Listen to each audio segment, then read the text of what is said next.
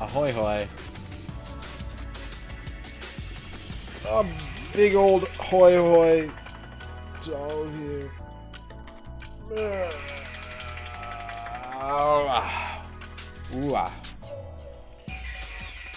Ooh ah.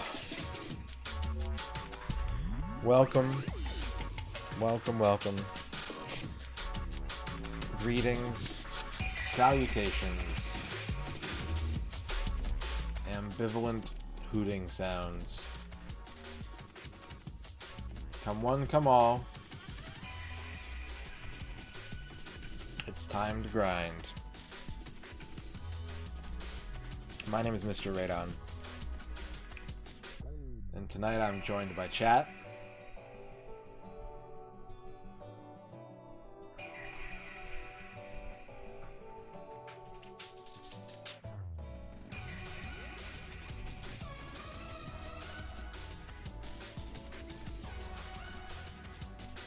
Bop, bop, bop.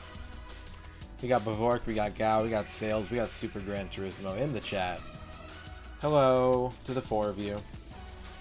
A second equal but slightly less personal hello to all the lurkers out there. Quicks is here. Hello, Quicks. 5 5 5 5 5 5 5 5 5 5 5 5 5 5 5 5 5 5 5 5 5. Everyone, you get a 5. You get a 5. You get a 5.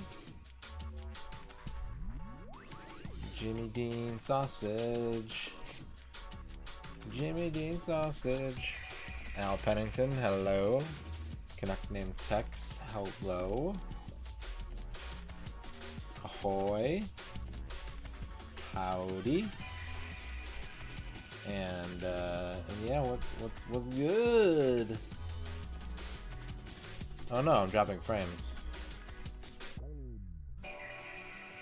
Ramses, I'm 5? Mongoose Gaming Bro! In on a roll. Lol. Yo, thank you for the 7 months. Shadrock wants a microscope. We'll get to that in a couple minutes. Thank you, Shadrock. Ewitch, howdy.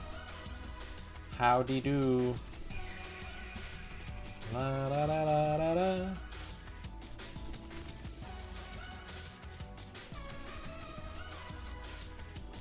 la.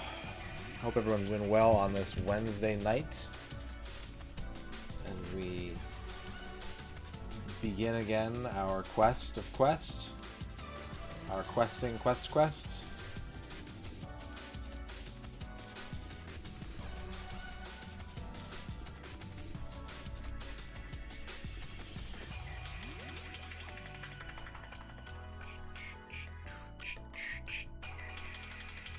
Alright.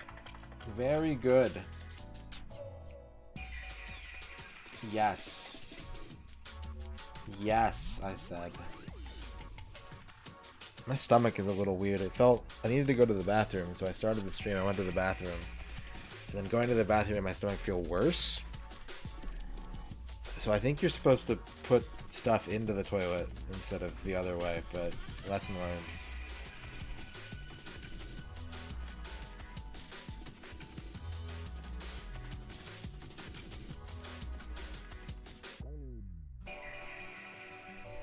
We're serious about success.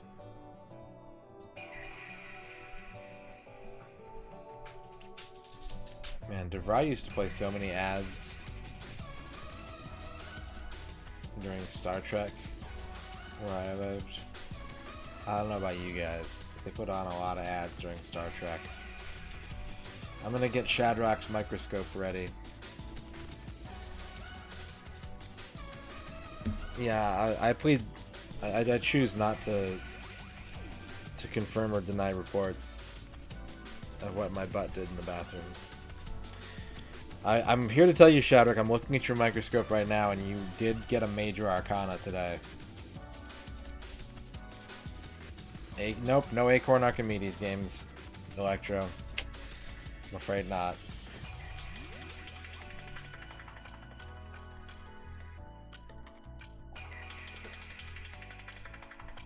ITT Tech was later, as I recall.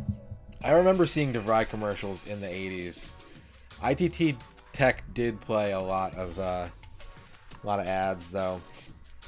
Auga! Hi, everybody. 35 hours, 8 minutes, 50 seconds, 89.5% complete.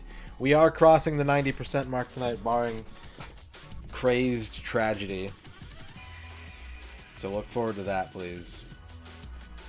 Shadrock, here is your SimCity micro horoscope of the day. You are a City Services Council member who is apparently wearing a lab coat? I don't know what city service that is, but today is your day to decide how to best utilize other people. Look at the people around you and see if you can delegate to them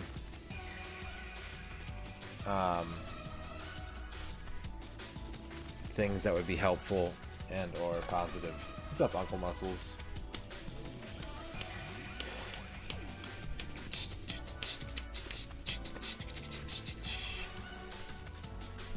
Yeah, we just gotta gain 1 level, and we're at 90%. We are doing, if you're into fitness tonight, if you're into fitness, you can fit this stream in your butt.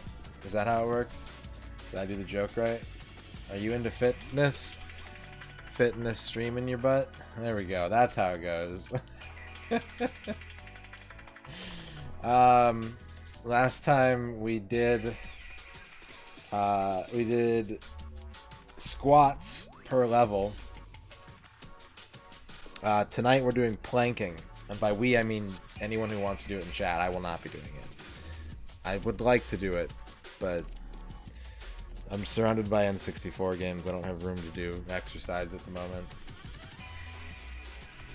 And if I did, I wouldn't be doing it on camera, and you'd just call me a cheater anyways.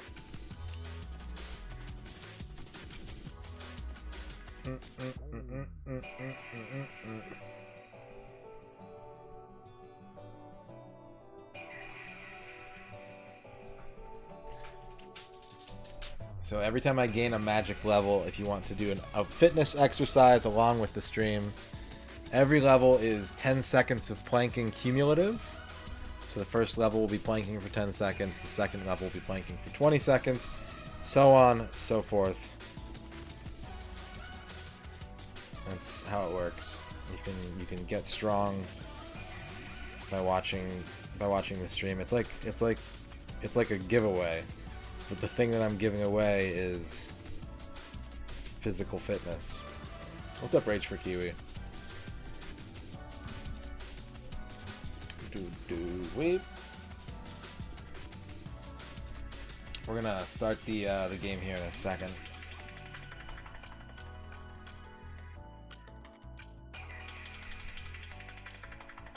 But I hope you're all doing well. If you have any news to share today, please feel free to. Yeah, who loves Quest 64?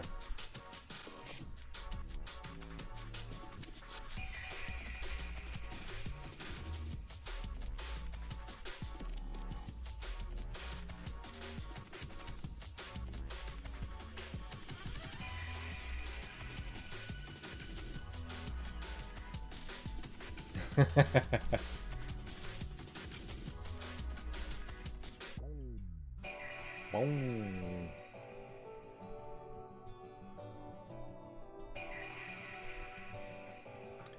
I do want to again thank everybody for being excited to see more streams while I was gone.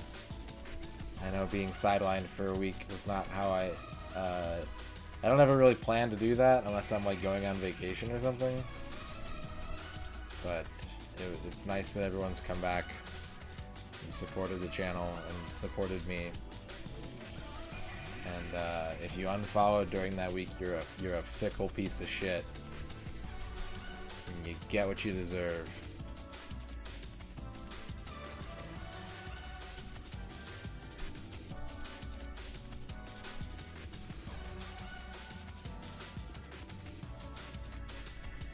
All right. It's time for the game. Let's turn the game on.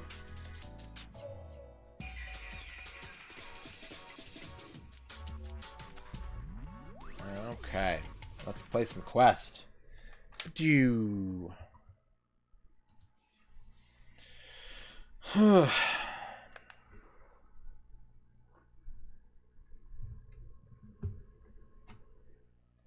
Imagineer Interactive presents Quest 64, aka Holy Magic Century, aka L-Tail Monsters. Let's get the timer going. And let's grind. It's time to grind. And that's all I have to talk about tonight, folks. So it's going to be pure silence for the next 3 hours and 40 minutes. Please enjoy.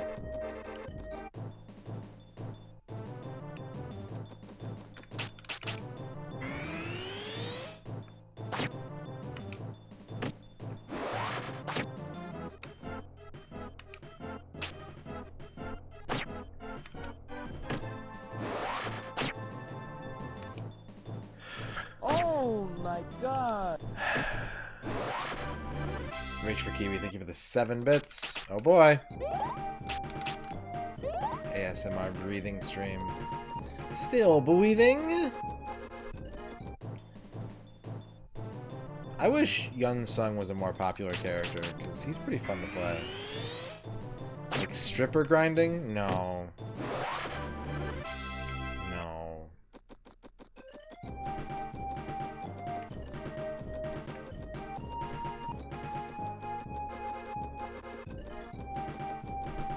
Did it go in hyperspeed, Dorky?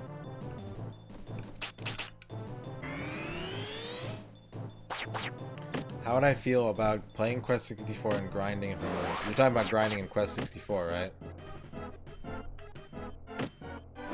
It would be really weird to, like, basically do nothing for 20 minutes and then the crowd goes wild and then goes quiet again for, like, 35 minutes.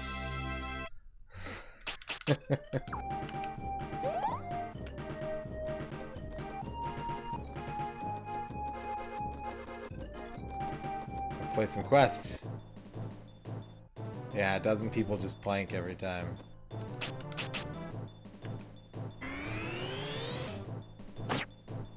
Maximal speedruns don't grind here. Or do they use a glitch of some kind? There's a way to pick up a floor spirit more than once and it is dupe until they hit... Oh, well. That's boring.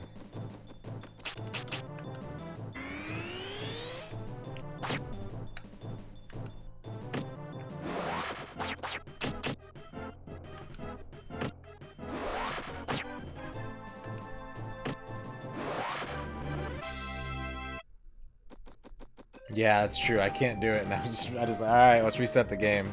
It'll be faster if I reset the game, dupe the spirits, and then beat it. It probably would.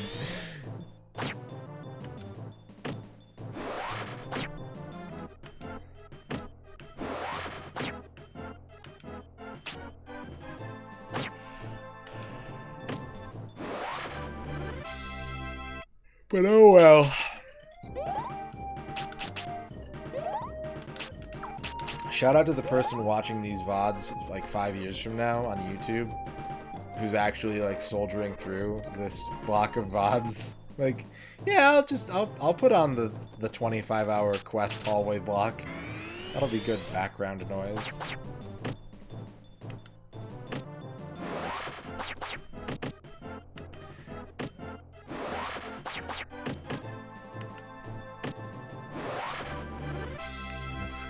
Yeah, you hear that? You hear that, VOD viewer? You're a hero.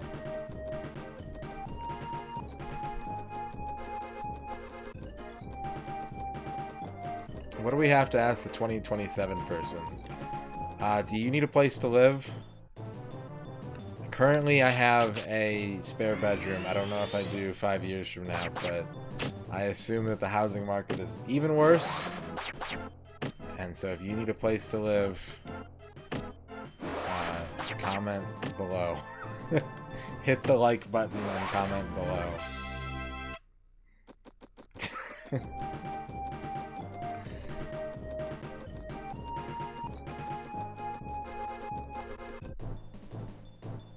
Check under your chair for a prize. It's fruit by the foot. It's been stuck to the bottom of your chair for 7 years. I put it there. Now you can eat it.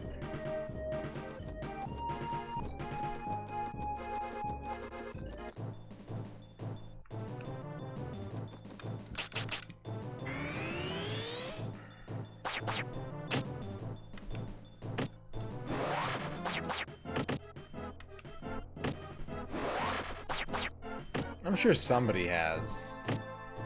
Not me. But I bet somebody has. What did we make, Al? Did we make it? Did we survive? I hope so. I hope everybody that's here. I hope all 4,402 of my followers are alive, well, and living on the same space station.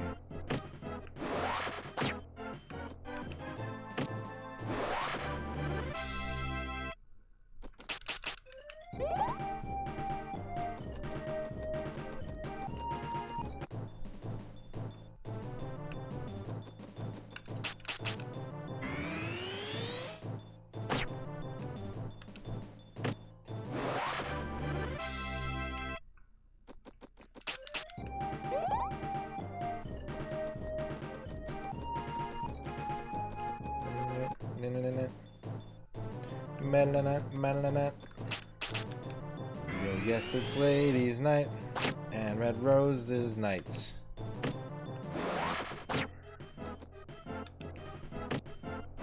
There should be ladies' night on Twitch, where all the fellas just don't stream. They all take a night off, and everyone gives the ladies their flowers.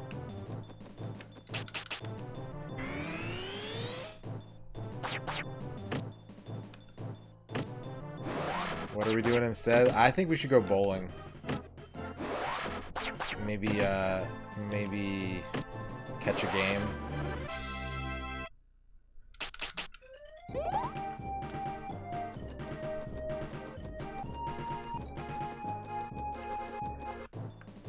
Catch a game of bowling, yeah. Go down to the local Buffalo hot sauce, watch a bowling.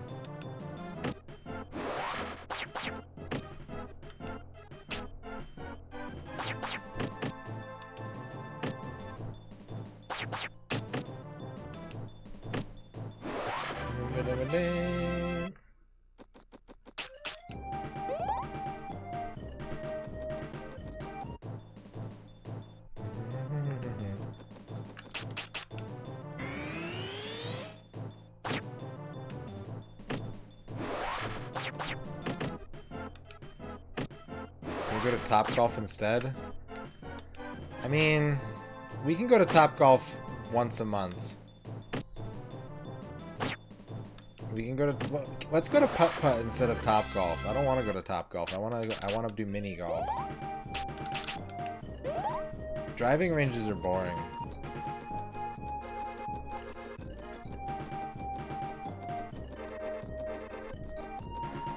Good night, Super Gran Turismo. Sleep well.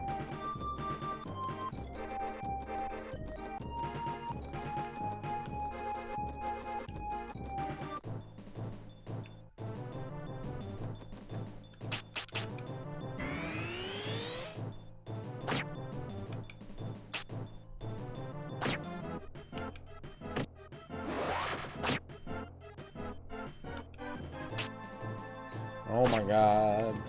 Hit him. They should have driving ranges where you shoot guns. You mean shooting ranges? Yeah, they should have... Why doesn't Topgolf have Putt-Putt? And, like, everything else that they have, right? They should have all the things that they currently have. That's fine. I don't begrudge them their business model. But they should add Putt-Putt to that. Because Putt-Putt is dope. I miss going putt-putt.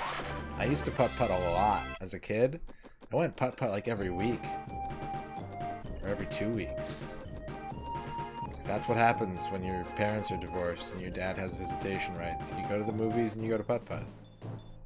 Sometimes he asks if you want to go camping. You tell him no. And he takes you back to putt-putt.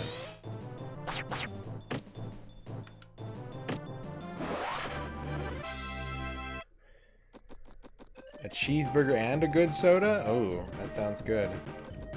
A local amusement park? Not local, but we lived... Growing up, we lived about 45 minutes away from Cedar Point. So, like, our local amusement park was actually pretty fucking renowned.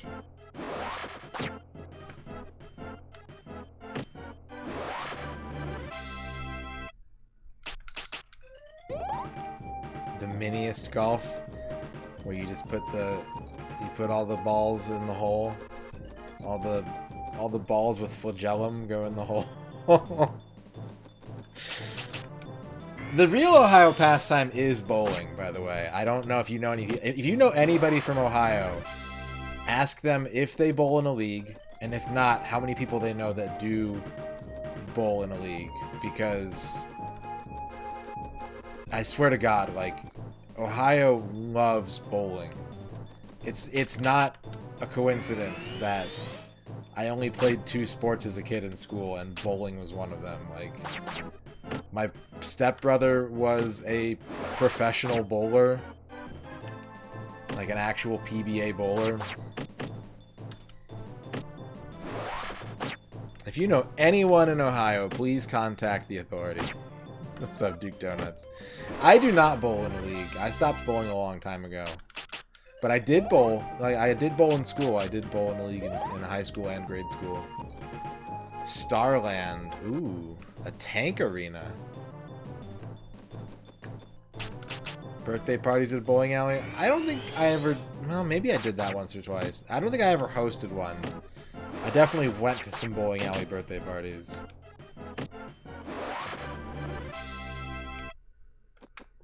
Where I live now, the bowling alley's been closed for a long time, and it was, it's famous for being the site of a early 90s massacre that has never been solved. Like, there was a tremendously tragic, violent scene, and the crime remains unsolved as to who perpetrated it to this day. You don't know anyone who bowls in the league, but there's 4 bowling alleys within 20 minutes of you now, and growing up in the middle of nowhere, there were at least 3. Well, there you go. There's a little bit of evidence. Yeah, that bowling alley did remain in business for 20-25 years after that, but I one time saw bikini mud wrestling at that bowling alley, which was tremendously awkward. Kingpin? Kingpin's good. Kingpin's a good movie. You live 45 minutes from the other Ohio themes park. Kings Island?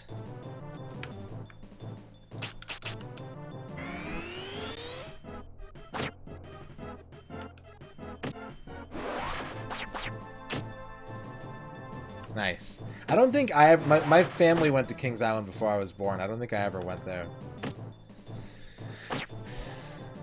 You're in Monterey for the aquarium on vacation. You went by a huge-ass golf course, and all you can think, man, this sucks so much more than miniature golf. They don't even have to defeat a windmill. What if they made, like, a golf... Like Mario Golf and, like, Hot Shots Golf, right? Where they have full-size golf that also has, like, windmills and shit. They should do that. The crime scene was, yeah, they just left it there. People kept bowling.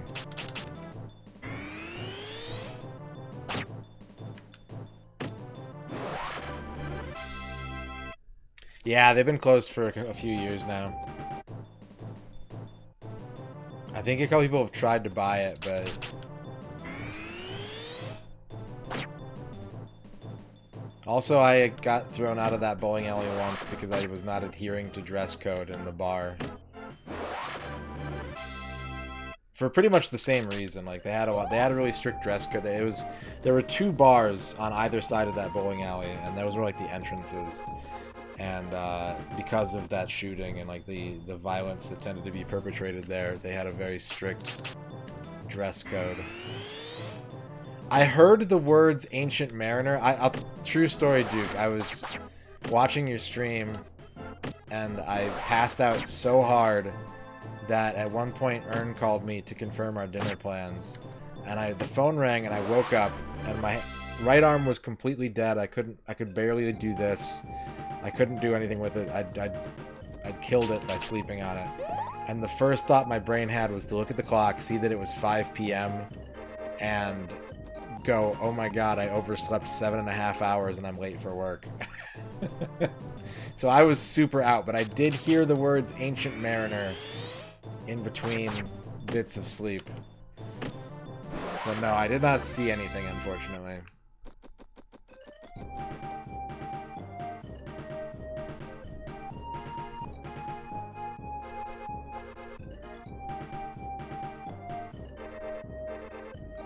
Eee. This game looks spooky. But cool. It looks pretty sick. That game looks sick. What's up, Duck something? What's up, Fennec?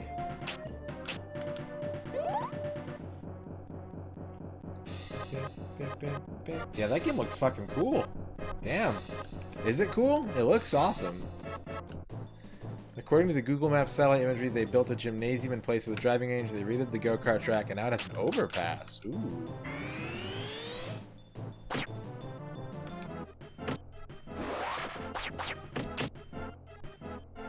Never published. Oh, shit. This sounds like a job for Macaw.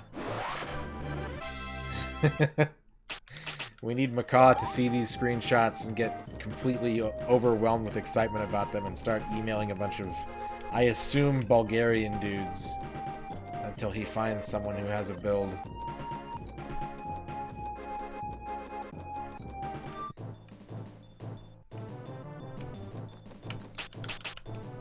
Bone Masher, hello.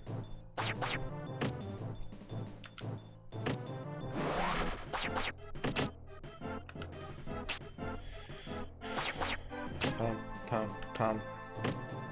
In Britain? Oh, okay.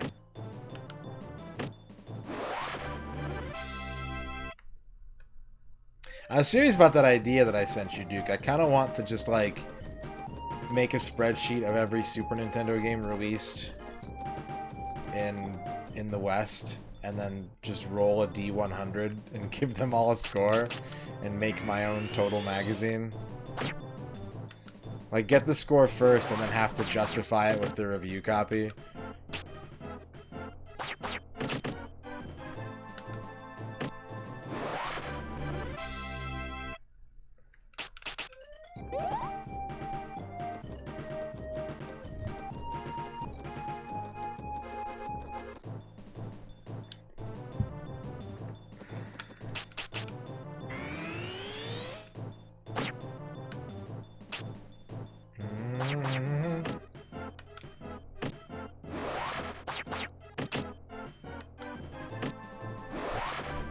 Oh. No, I mean, like, give it a totally random review score and see how close, if it's any closer to being correct than Total Magazine actually is.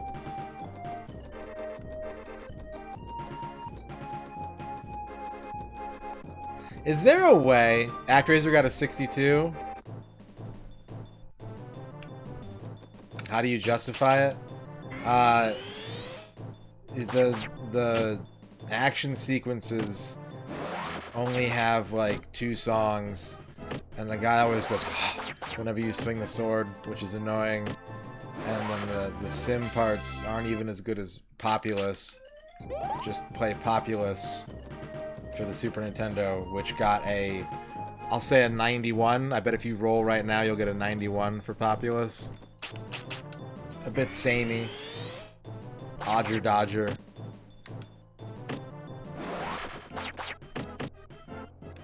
Grindcore. What's up, Trachea?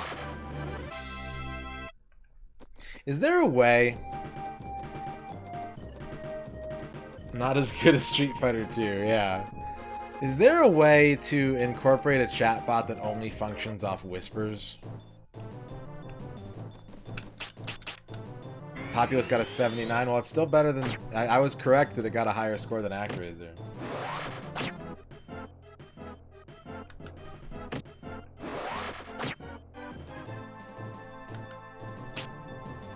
Because I think there are some, like, chatbot features that people in here would like to have, but I really don't like just seeing chats full of bot commands.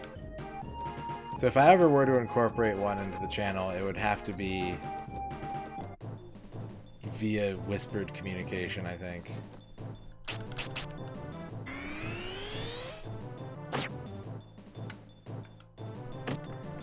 Hopefully it's working out for you, Trachea.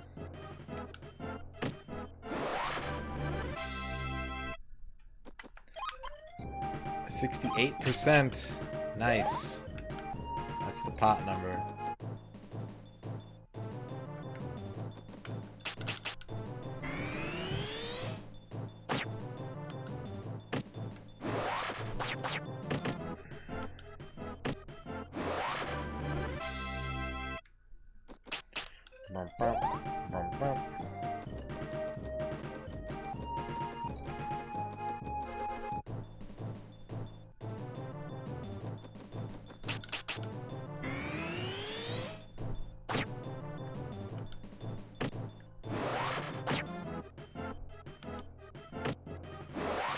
Pube sub.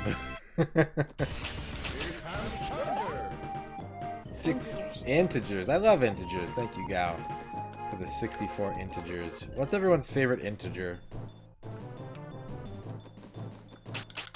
Mine is N.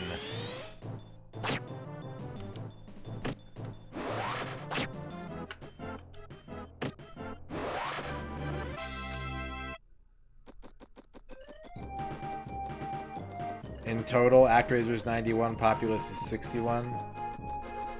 Negative I. What's up, Chibi? How's it going? Int Max. Ooh, Dorky's a fan of the biggins.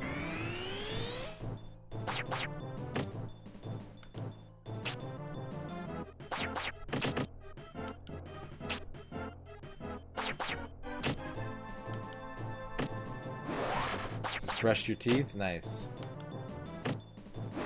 A good conversion of the old God game, but the novelty's worn off now.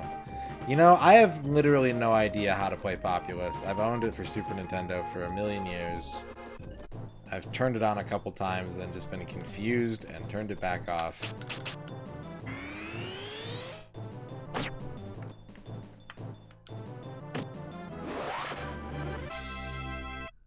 What's up, Lance? An arcade slash 'em up with lovely graphics and loads of atmosphere. That's a good description of ActRaiser 2. That's actually a good description of ActRaiser 2. It's not a very succinct description of ActRaiser 1. God, I hate Total.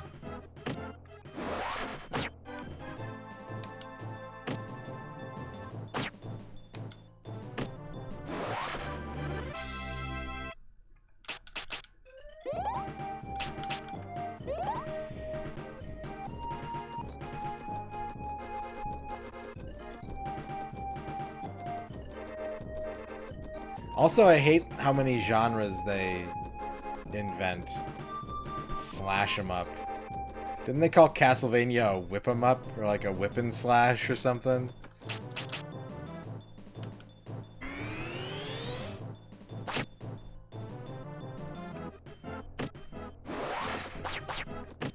They gave it a 4% lower score for removing the tedious nonsense. That sounds like Brits, alright. That sounds like Brits.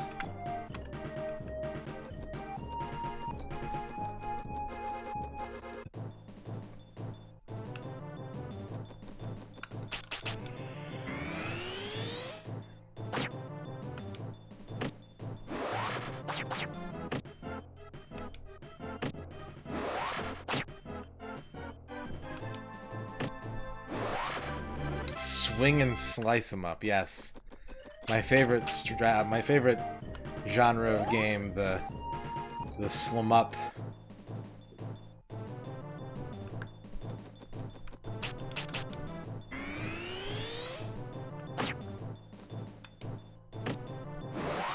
Okay, here's what I'm gonna do. I'm not really gonna do it, but I'm gonna say I'm gonna do it. I'm gonna make a quote bot that you can't actually add quotes to, but if you type !quote, it just puts a random total review paragraph into the chat.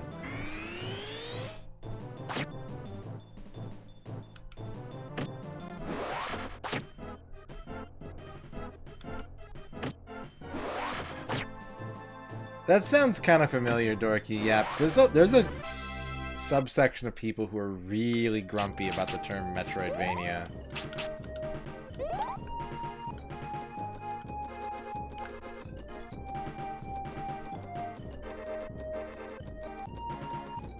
Also, Reddit sucks. Exploratory platformer. Splatformer?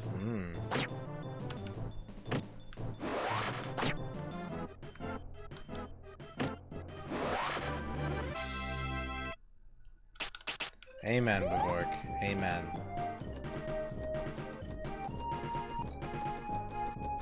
Side-scrolling Zelda-mup. Castle Troid. Heavens to Castle Troid!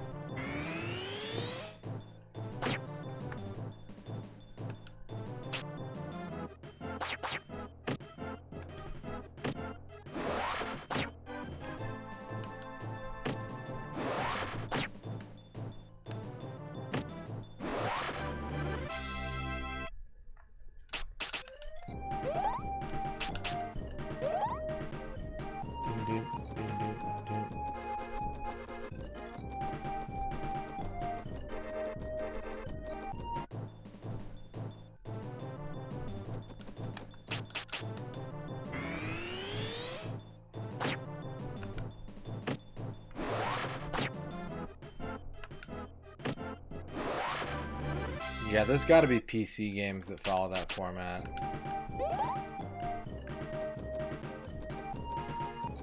I do feel like Metroid does a better job of that gameplay loop, personally, because there's so many points in Zelda where, like, the dungeon item you get really only has the purpose of beating the boss of that dungeon and opening the next dungeon.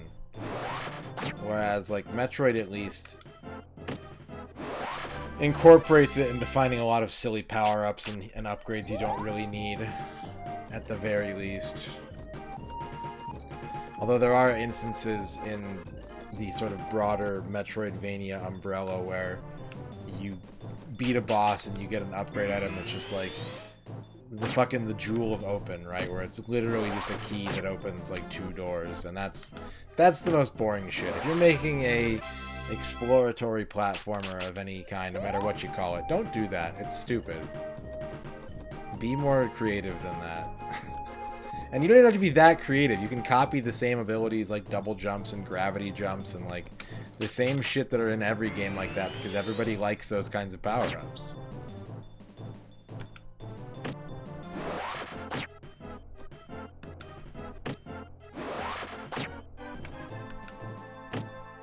I think eventually people will stop calling them Metroidvanias in the same way that people use the term first-person shooter instead of Doom clone, you know? We've gone through it so many times when new genres crop up. They all start out referencing a particular game. And Metroidvania, I think, is the only one that still sticks.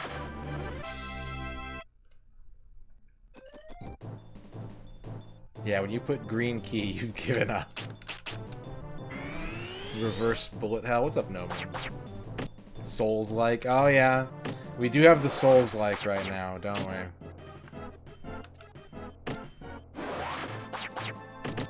What term would I use instead for Metroidvanias?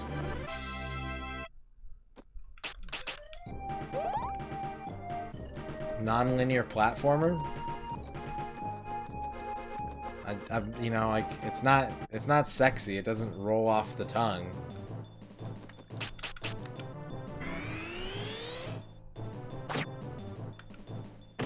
Isn't that what the Japanese call it, Dream Harrier? Don't the Japanese call those games search actions? 3D perspective maze adventure shoot 'em up.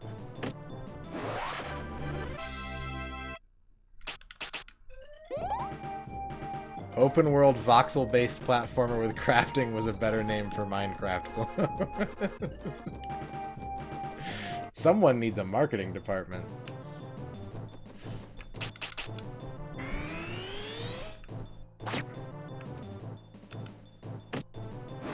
I don't really, like, the thing about calling it an exploratory platformer or something along that, like exploration games, whatever, is that I generally find that most games in the genre do a really bad job of encouraging exploration past the first couple of hours. Right? Like, you start off, every Metroidvania starts off as a ball of wires, or like a big knot of thread, right? And you can see all the ends, you can see these loops, but you can't pull them clean yet. And you just look for the one thread, and you pull it out, and you go in, and you go out, and you pull the next two, and then you go in, and like it's less about exploration because, for me, because it's more defined by the places you can't go than the places you can go.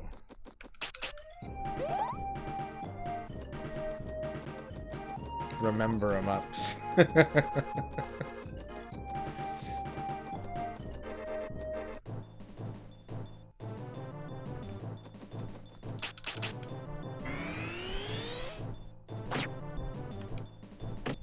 Shmup, mup, remup. Yeah, speedruns cut the Gordian knot. There you go, Kaidrin. Castlevania Harmony of Dissonance is a zigzag 'em up.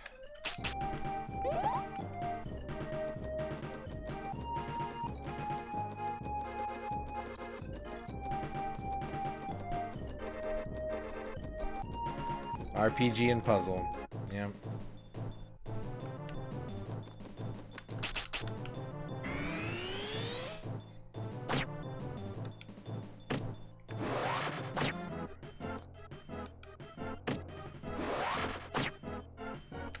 They should make a Where's Waldo Battle Royale robber, where 100 people get on a server and one of them is Waldo, and he has to like blend in with the other 98 players while like one person is trying to find him.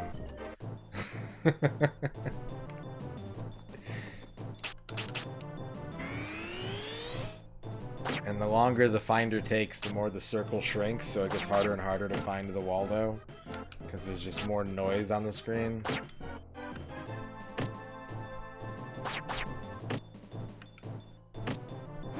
Yeah, it is kind of like Assassin's Creed multiplayer, but with less violence and more walking sticks.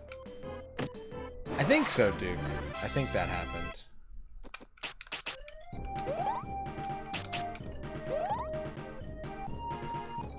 One versus 100. Oh man, I miss 1 versus 100. I would buy an Xbox Series X tomorrow if they're like 1 versus 100 is back. You can clip it. You can send it to Chris Cashman. I'm dead set serious. Xbox 1 versus 100 is a unit mover. That shit moves hardware. 1 versus 1,000.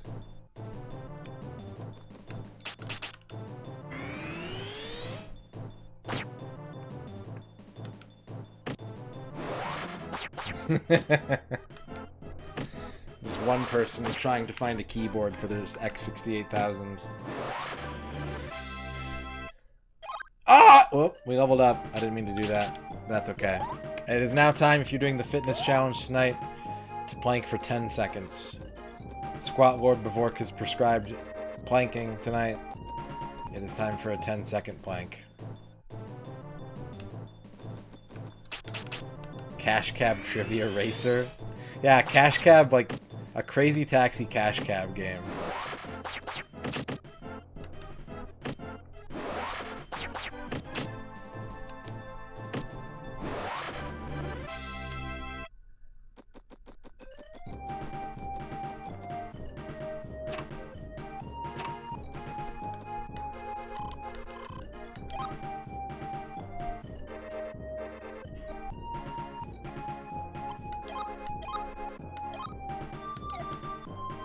70 bits. Oh, Oh, boy. boy. Will this game ever end? Oh boy. Toaplan, thank you for the 70 oh boys. It will end, but it probably won't until, like, this weekend. Oh boy, 5k bits badge, thank you. Welcome to the Hexagon Club. Welcome to Hexagon Land. Thank you for the 10-second plank, Bavork.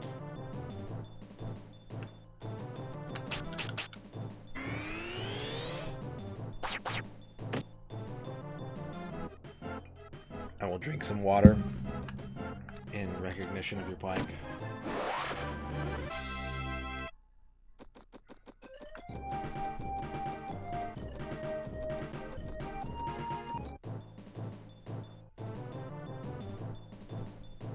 Ba ba ba ba ba ba.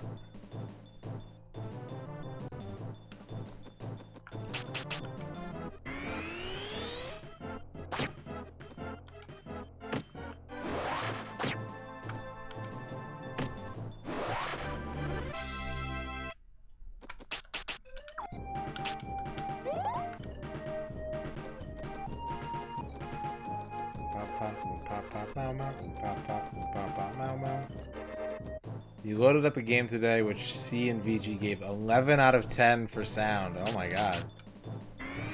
Oh, that was I was half asleep for that too. Was that called Impact? I think that was called Impact, right?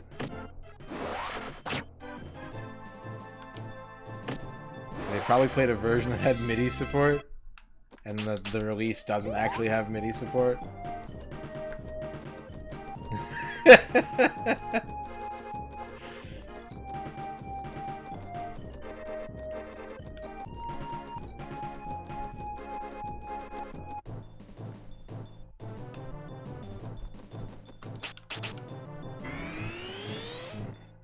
Gal, what's your second favorite N64 RPG? Unless this isn't your first favorite. I'm assuming it's your first favorite, but I don't know. Maybe I'm extrapolating.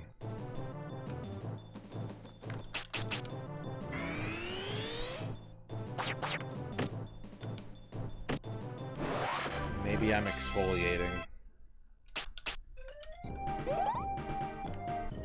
You're saying Paper Mario 1 Quest 2?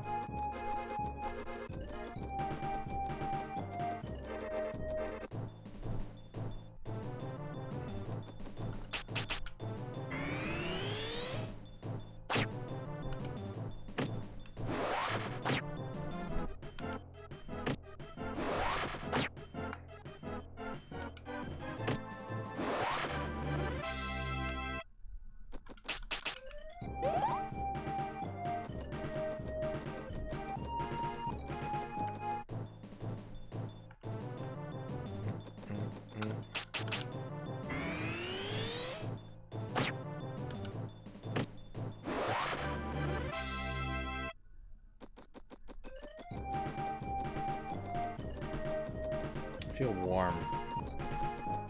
Like it's warm in here.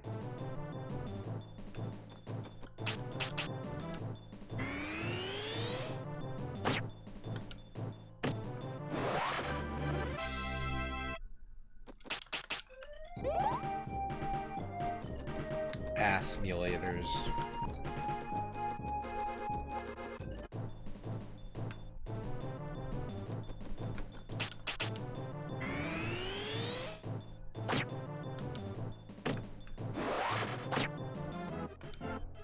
Beep beep babu beep boop beep babu beep boop boop boop boop beep.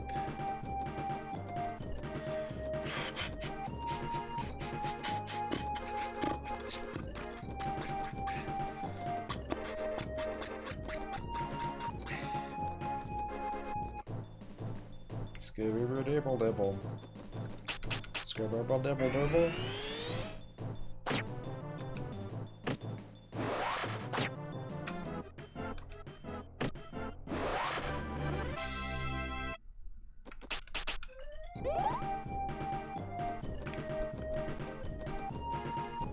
Ogre Battle is a game that's too much for you?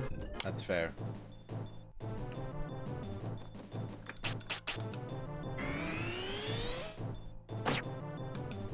I know that you have accessibility concerns.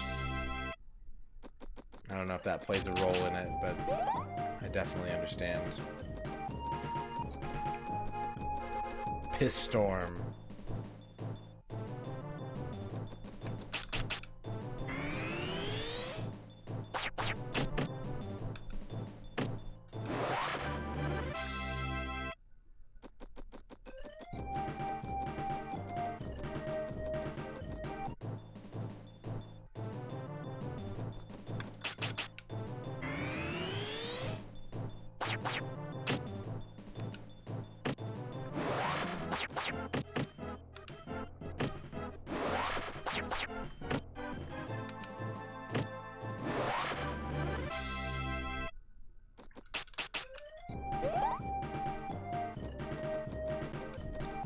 Retro Hallway Gaming. What's up, show?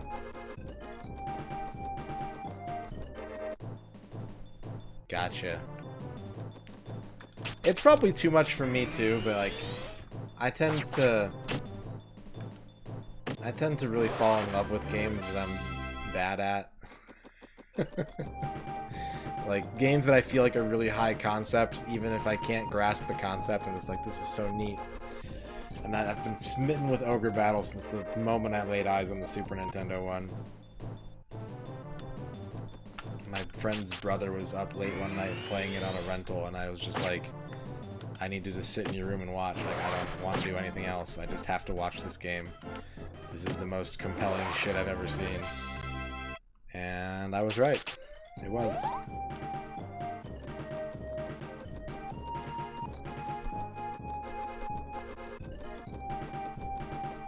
I was about to say if only I gleaned any kind of strategic insight from watching him play those games, but this is a dude who used to play Civilization on SNES and would use his combat units to fight other units, and if he ever lost a single turn's worth of an encounter, he would reset the console, load his save, and like he would save before every unit attacking, and if his unit lost the fight, he would just reset and load his save.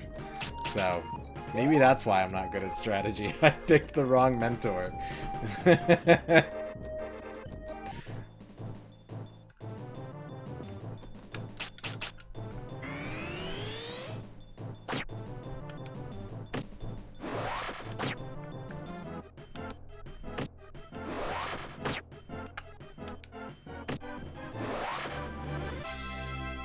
I think I'm the same way, Bavork. Well, I don't know about full Iron Man rules, because, like, if XCOM is... like, XCOM, Fire Emblem, stuff like that, I definitely reload in games with permadeath. But if it's like a Civ game or something like that, I'd rather fuck up and lose than drag out a campaign where I'm playing from behind.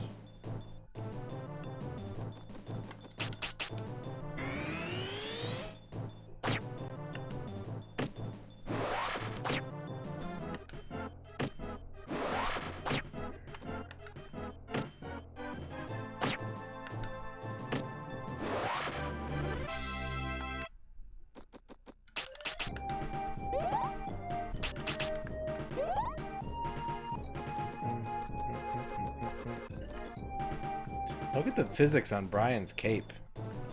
It's gorgeous. It's totally a canned animation, but it's so nice.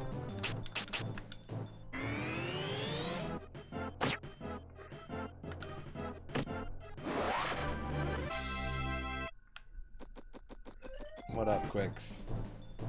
Do I remember Front Mission Fridays? Wasn't it Front Mission Mondays? Is this a trick?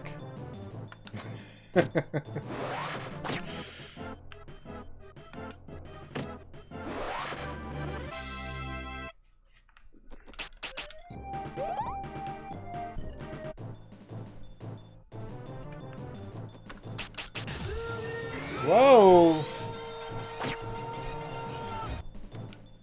Kydrian with the 40 months, and then Kydrian following that up immediately with the 40 months. Thank you, Kydrian and Kydrian, for the resubs.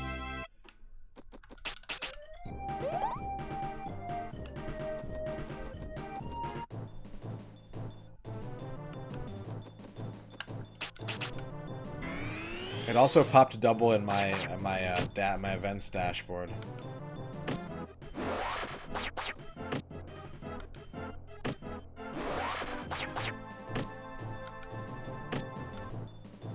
Oof. Sorry to hear that, Kydrian.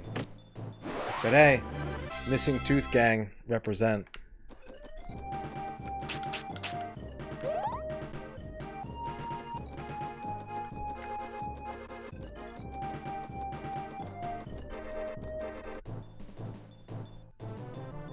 What's the most hype I've been during the first 15 minutes of a game? Oh my god.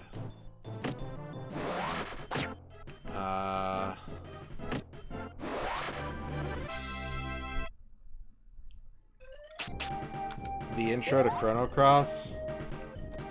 The intro to Vagrant Story. 70 bits. Oh, Oh boy. Sports Ball is thinking of 70 bits. Poor Brian. Stuck in a never-ending loop running back and forth. Oh, back it and ends. forth. Kill more, you stupid whale-headed bastard, says Radon. Yeah, I do. You need more points to level up. Brian nods in agreement, not understanding why he can't complete his adventures. Forever running back and forth, killing endless nights. If this is what the fates have in store for him, so be it. It's kind of sad, but playing NES Trojan twice, the hypest 15 minutes of gaming. Thank you for the 70-bit Sports Ballers. If they call him an apprentice during the ending of this game after this, I call bullshit.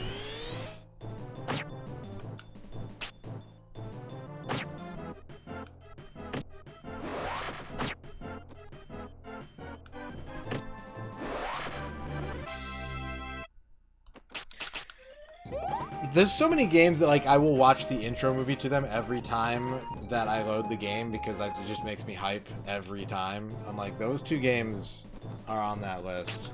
I refuse to not watch the intro movie to Vagrant Story whenever I turn that game on.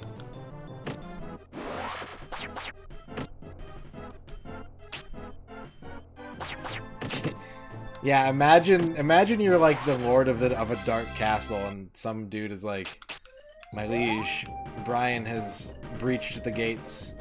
He is surely on his way here." And you're like, "Okay, prepare the defenses. We can handle this." And then like 8 hours later, you're like, "So did we get him? Is he dead?" And like, no, he's still in here. He is just destroying the fuck out of stuff. And you're like, "Oh god, oh god, oh god." A haiku about McDonald's hash browns. Crispy and greasy. Paired well with McGriddle. I could live without them. There you go, Chibi.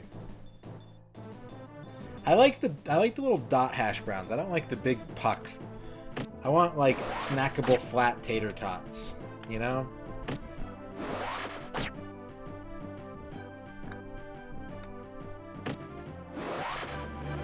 Yeah, Final Fantasy VII has a really tight first 15.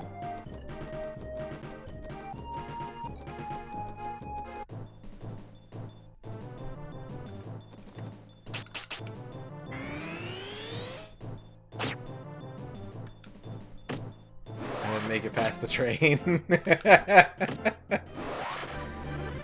You mean you didn't play? You didn't play the game, like.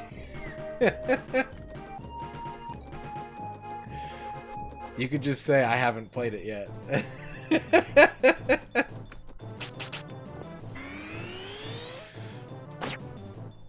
Oh, he meant the different... Oh, okay, I know which one he means. He means the one where you're, like, riding back and, like, the power cuts out and you have to... Okay. That's funny, though.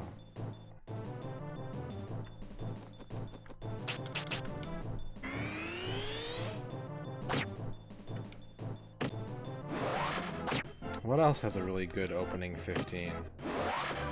The first 3 hours of the game is trains.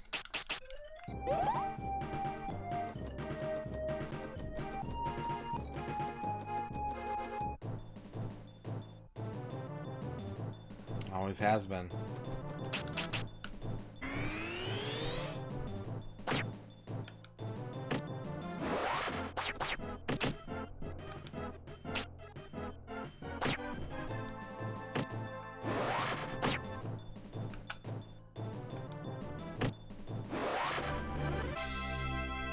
Yeah. I've told you guys this before, but like Perfect Dark was such a bittersweet first playthrough for me. Because I didn't really like follow the marketing or anything, and I missed the subtle detail on the box. So I got the game and I was like, this is a really sick, like, kind of cyberpunky, like, corporate espionage game. Like, it's got a really awesome, like, kind of gritty tone to it. And it's just, like, really sort of dark and musty. And then it's like, my name's Elvis, I'm an alien. Blah! And I was just like, oh, god damn it.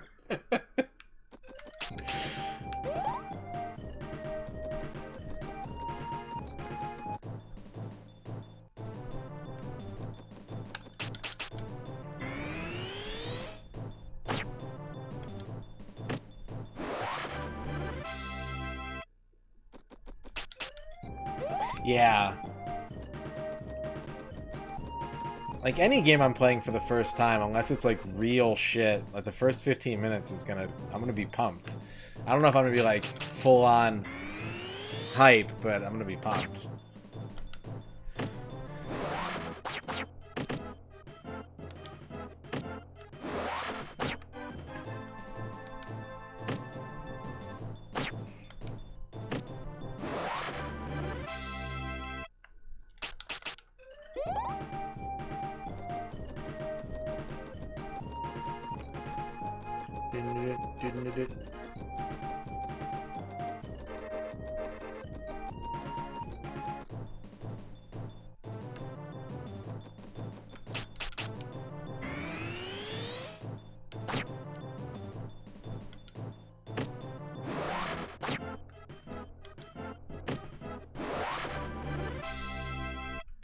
Yeah, 6 has a very distinct opening sequence.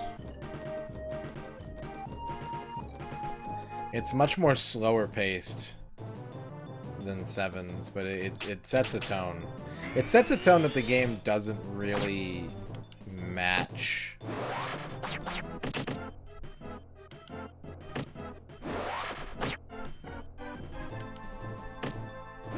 But it sets a tone.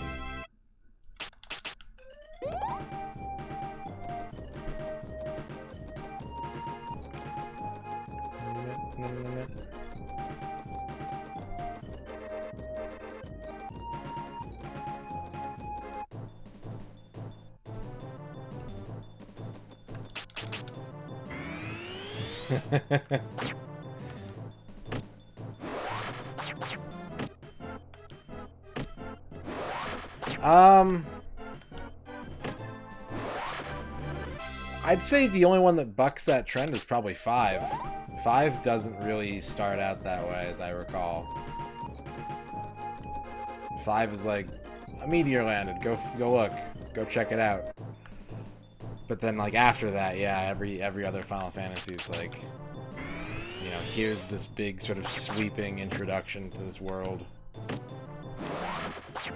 You're gonna meet some of the principal characters in a non-interactive sequence.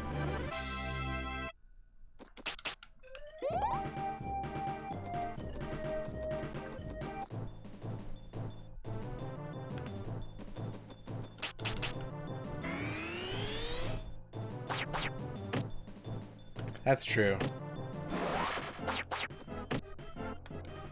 Would I watch a retro streamer that always had an empty look on their face? I think I already do. I think I might be that retro streamer.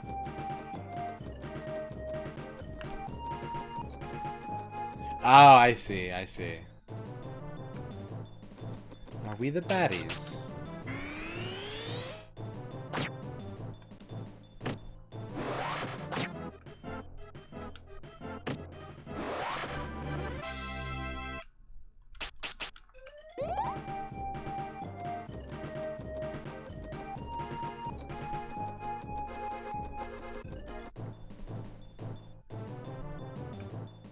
Ten doesn't do that. 10 definitely doesn't do that.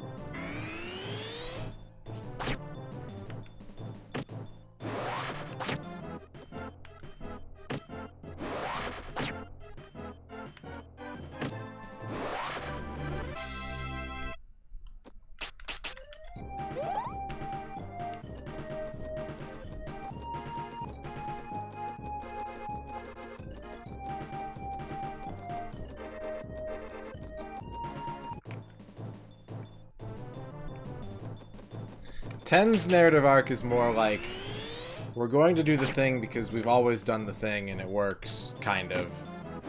And then halfway through the game, it's like, what if we didn't do the thing, but we did a better thing? Even though it might not work, but we think it will work.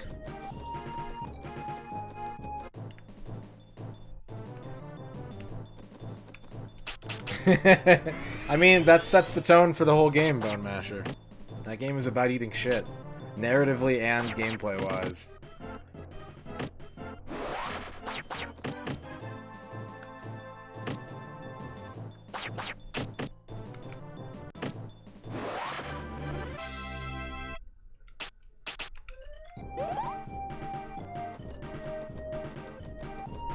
Well, then you can continue the story in Final Fantasy X too, Shio.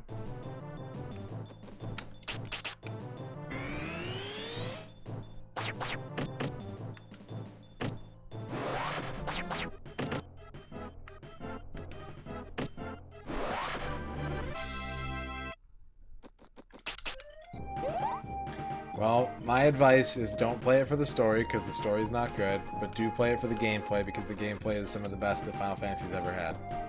And it's got some good jams.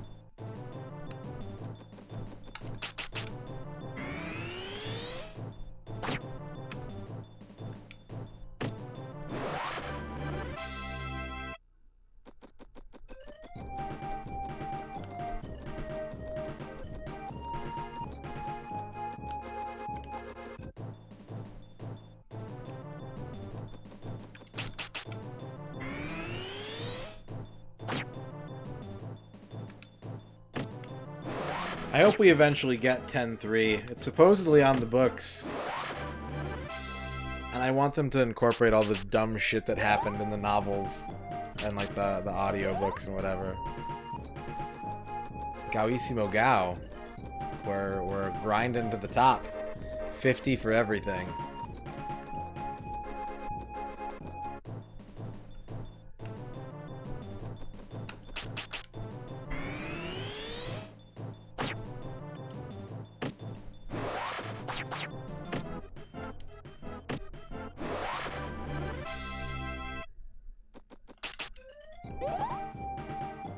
That's okay, Bone Masher.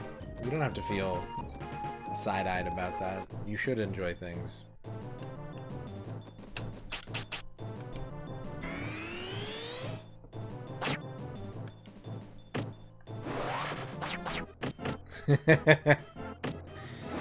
He just turns into a buff barbarian lord. I think that they should make his model pure reflective gold, like Metal Mario. Just the second you hit max level. This game is whack as hell? I disagree with that. Hard to disagree.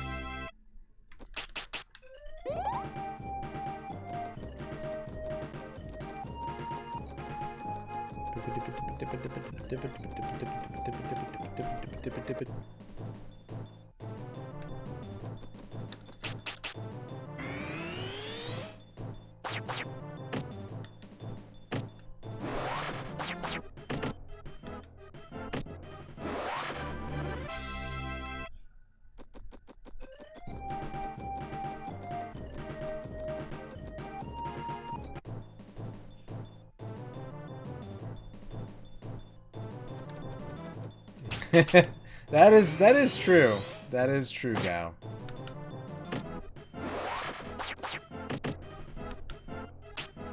Chibi's got the money rats.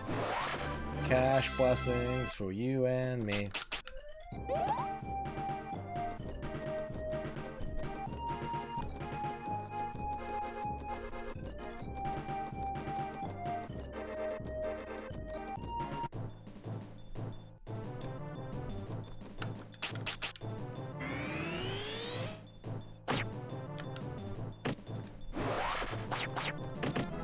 Reminder that one of the canon things that happens outside of the Final Fantasy X games in the Final Fantasy X universe is that Tidus gets killed by a blitzball that's actually a bomb disguised to look like a blitzball.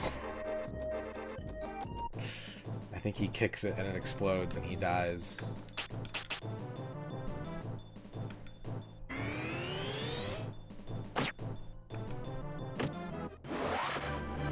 Hi, Ern.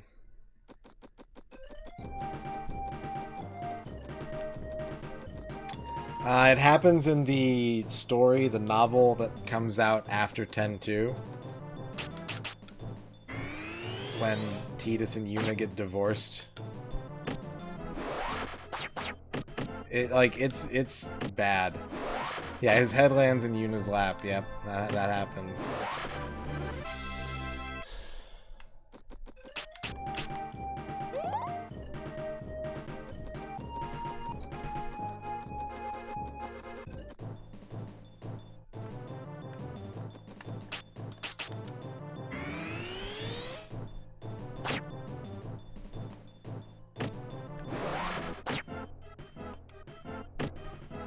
Yeah, it really, really does. And it really, really is. That's why I hope we eventually get 10-3, because I want them to incorporate all that shit into the actual video game.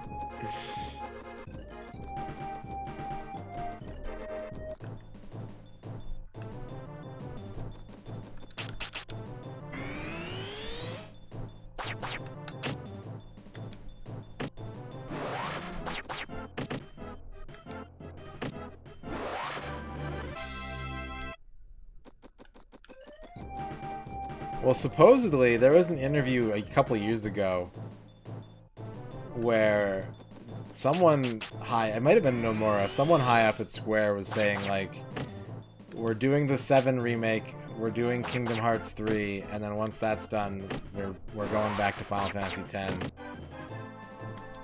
But apparently that's not the case. Presumably because the story is completely fucking stupid.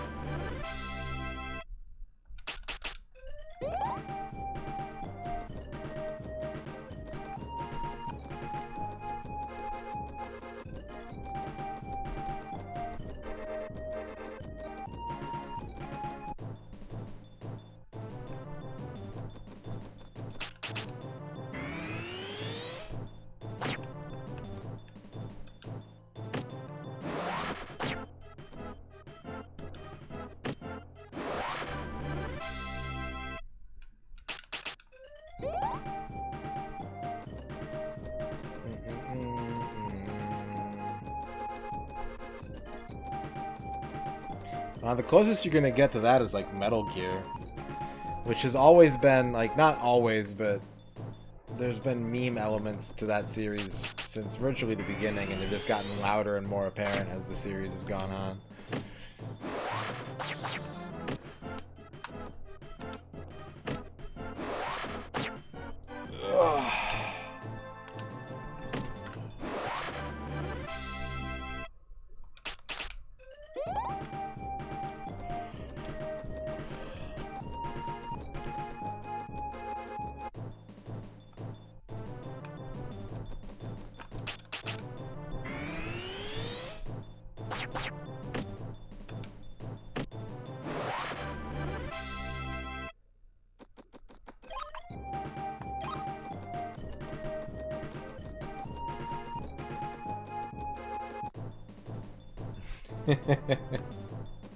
Yeah, it can be both. It can be both.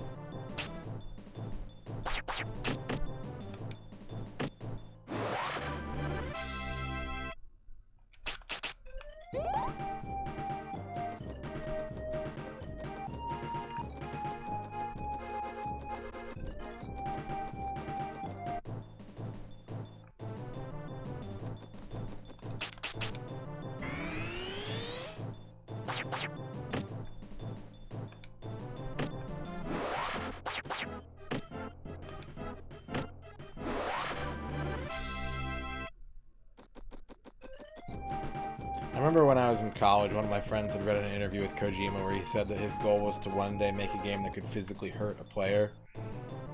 And that was his evidence that Kojima was crazy, and I was like, yeah, I'd play that. Like, I'm curious to see what that would be like. Like, yeah, I hope he makes that game someday.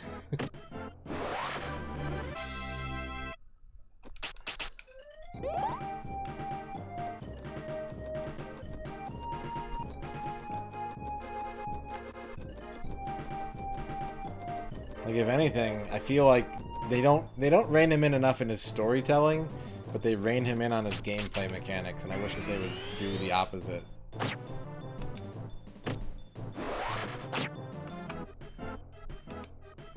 Tell his characters to stop asking expository questions,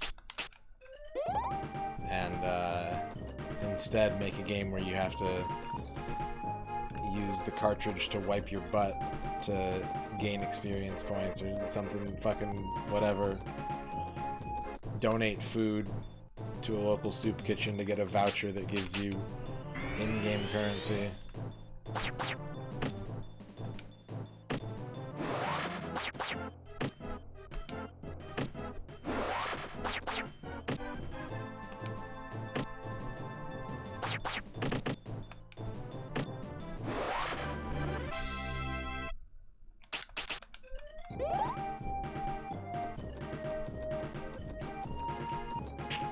I'm getting little frame wobbles. It's not bad, but hopefully it's not impacting you guys' your viewership.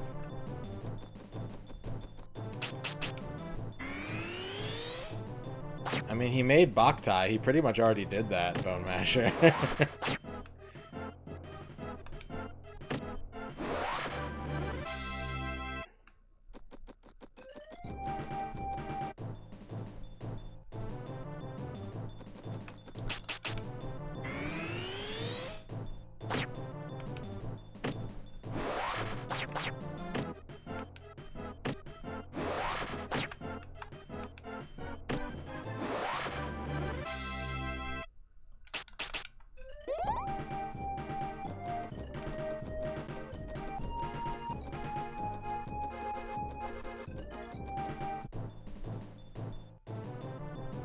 Janky boss fight gimmicks, random loot, Easter eggs, long segments where the player's just holding forward for several minutes. Hey, if you're holding forward, that's gameplay as far as Metal Gear is concerned. If you're not just listening to Snake go, WMDs. DARPA Chief? Keycard level 3.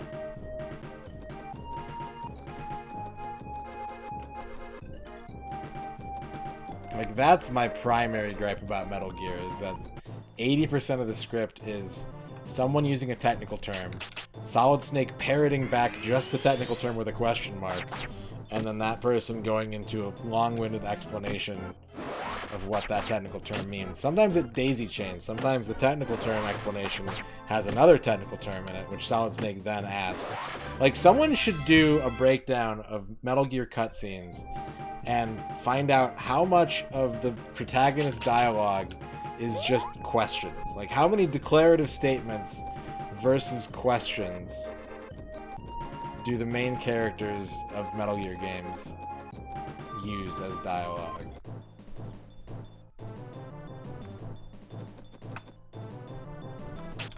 Yeah, I need a chart. What's up, Plombo?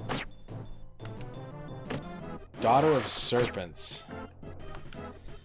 I saw somebody stream that years ago. I can't remember who it was.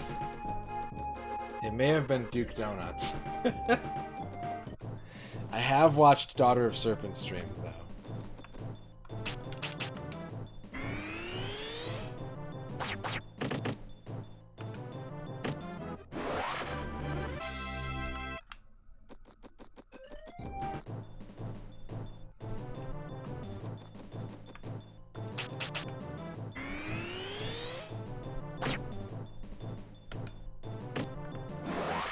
Yeah, I either saw your stream or Macaw's stream of it, probably. But it was a long time ago. Somehow all different story elements. That's dope.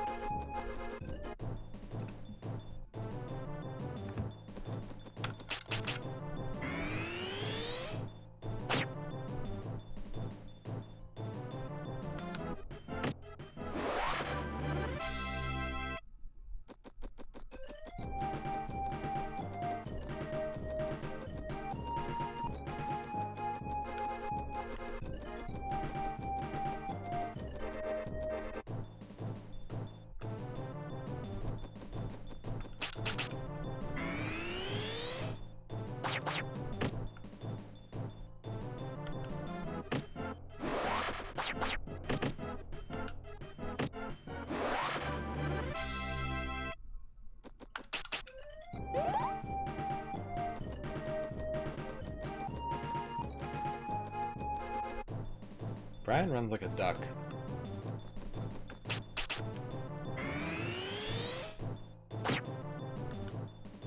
Okay, that's kind of cool. That's pretty intelligent. Uh-oh. It's almost plank time. Are you ready, kids? You can get recursive.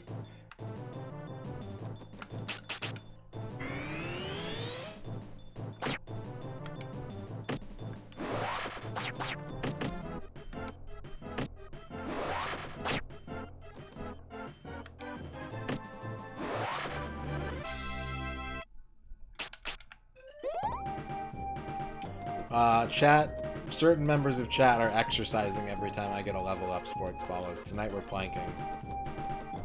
Last night we were doing squats. Tonight we're planking.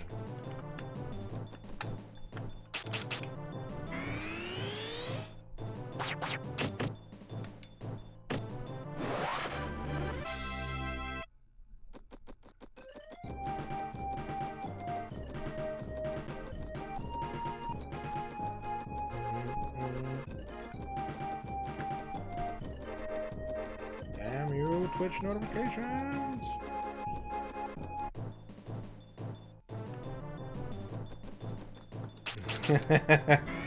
I mean, you can do that too if you want, Dan Highland. You can meme plank if you don't want to work out plank.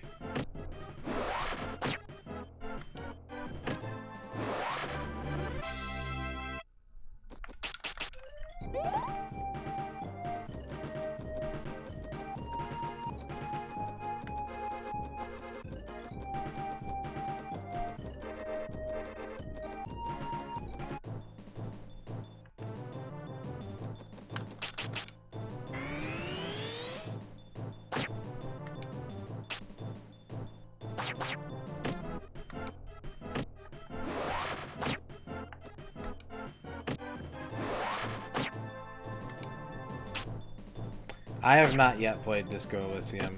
I hear it's good, but I also hear that it's like, if you feel sad, you will feel more sad after playing Disco Elysium. So I've hesitated to recommend it to people for that reason.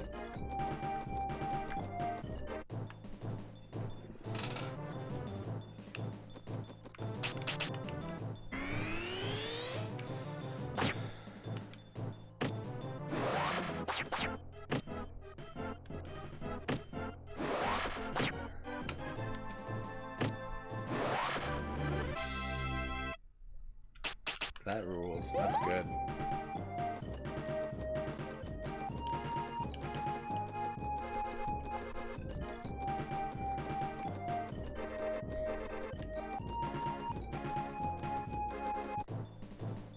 How about my burger, burger, burger. Burger, burger. We've done a 10-second plank so far, Dempsey. We're about to hit our second plank session.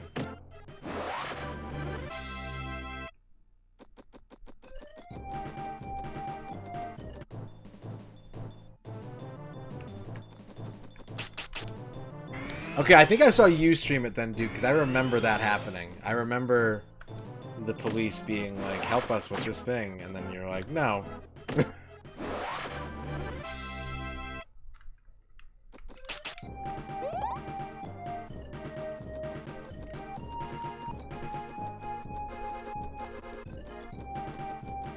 think it was your stream of Daughter of Serpents that I watched then.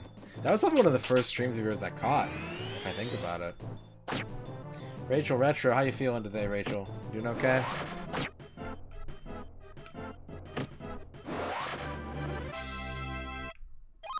Ah, there it is.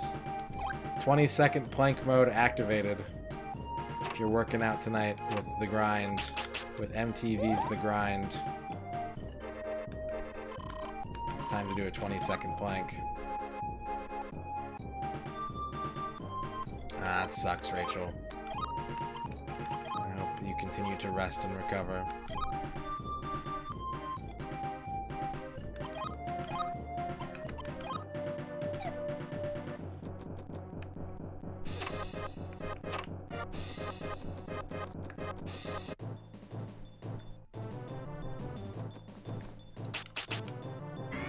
But yeah, it must have been your stream that I caught, because I distinctly remember that exact scenario playing out.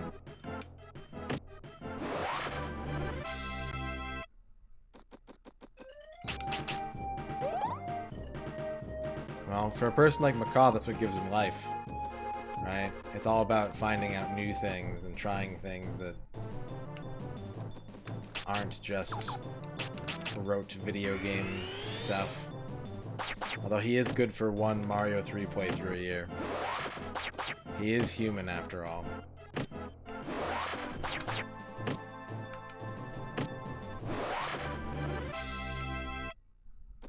But also for a dude who plays shit like Malvinas 2032, like DOS Waterworld's probably a drop in the bucket.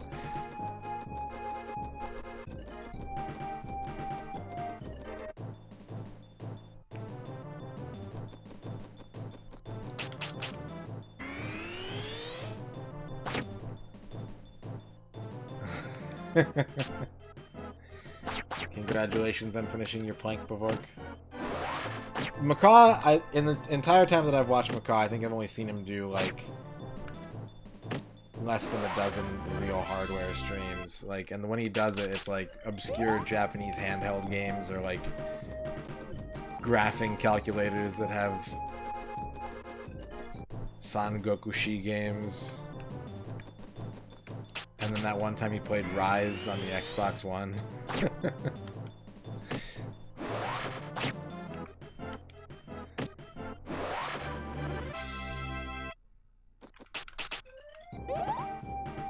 Macaw's curating the Saturday poll. Ooh. Ooh, that has strong potential.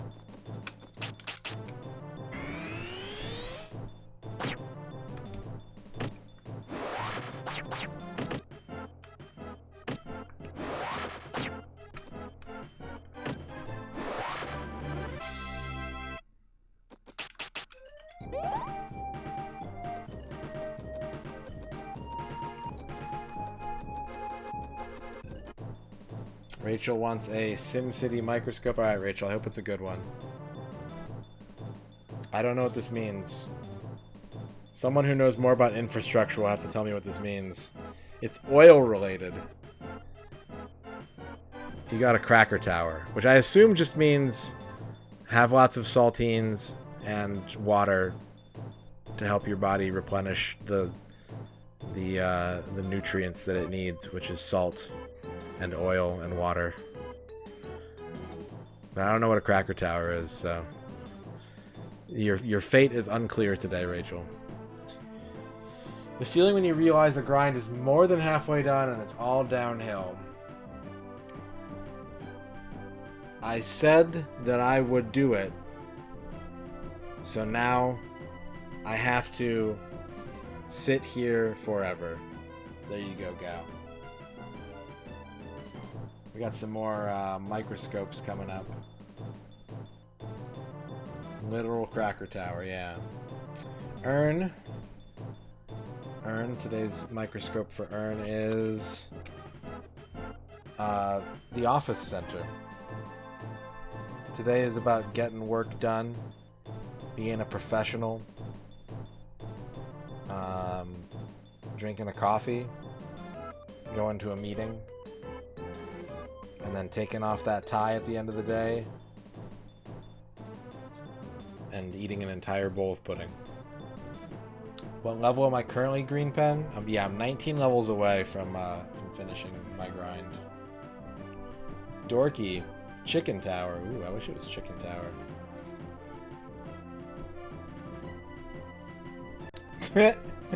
Dorky. You got Real SimCity card. Haunted House.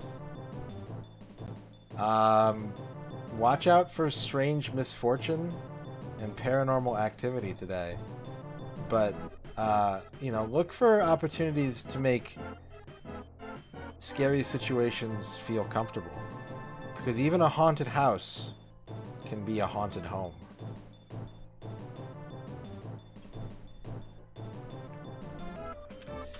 We've gotten 2 levels tonight after streaming for an hour and 20 minutes. So it's taking about, on average, 40 minutes per level.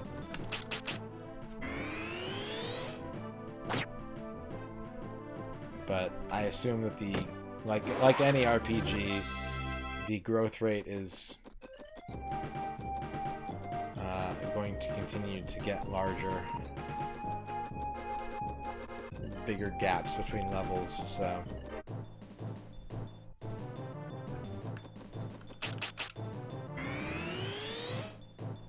Large growth.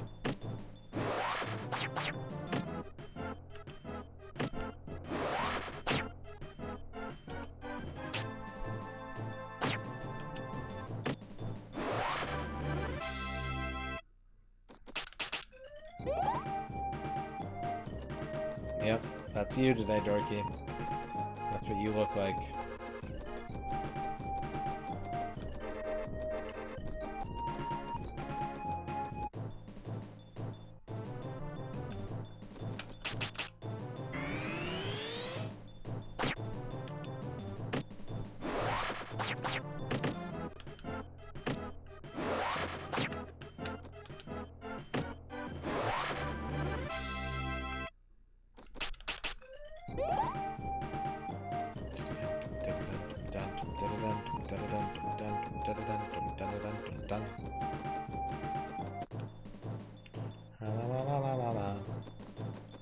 Bee boo boo boo boo boo boo. Boo boo bee boo bee boo bee.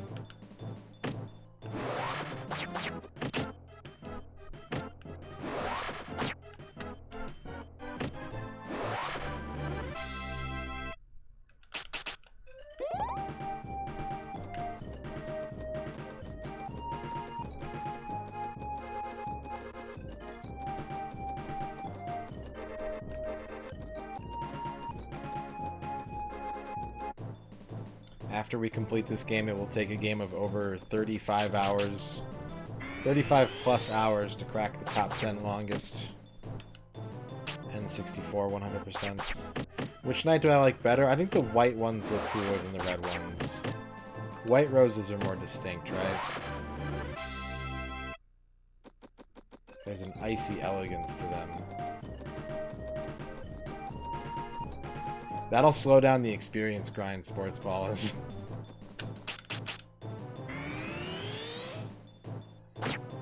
That will make progress take even longer.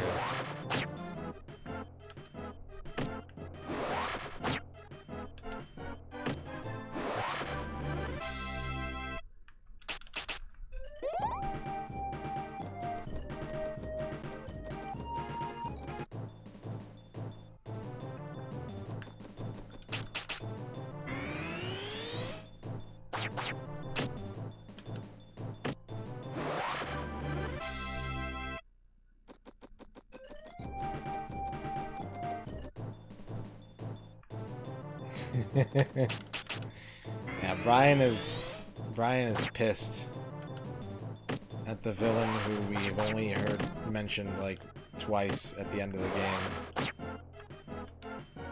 This game is very directionless in that sense, where like there isn't really an antagonist to feel like you have to get your vengeance on. It's just like, where's Dad? Oh, I guess this guy's kind of an asshole. We got to the last town, and it turns out this one guy is kind of an asshole. Let's go beat him up.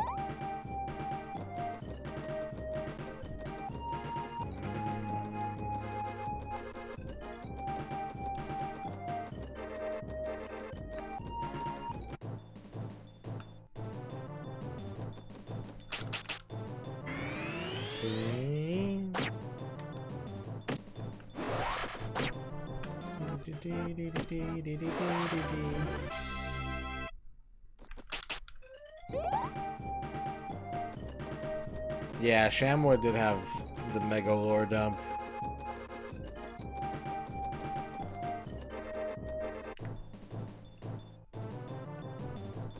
But it's really interesting because, like, there's very little, like, politics to this game. You reach a new town and everyone's like, we're having a local problem. And one person's like, I'm stuck here and I can't go home to my home the next town. And then you beat some random bandit lord and everyone's like, cool, alright, thanks. You did it. Like, no one's concerned about, like, the larger problem of the Elatail book unless they're, like, part of the monastery, basically.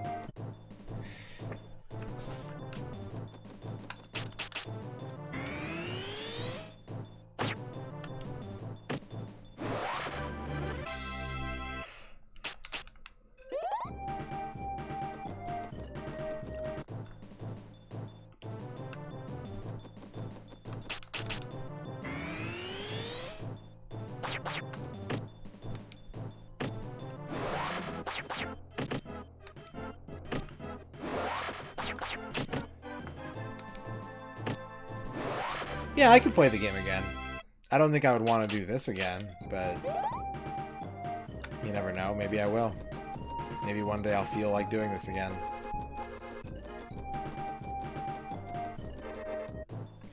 I think I'm actually more likely to play a game once I've finished it.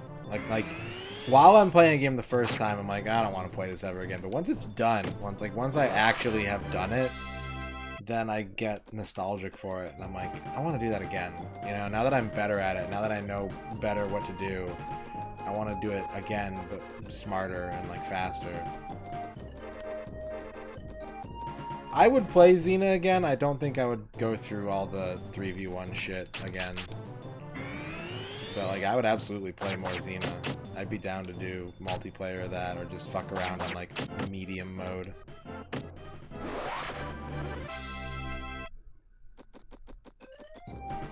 I don't care about the Day of Grief, yeah. This bandit is stealing all my clay. Who gives a shit about the Day of Grief?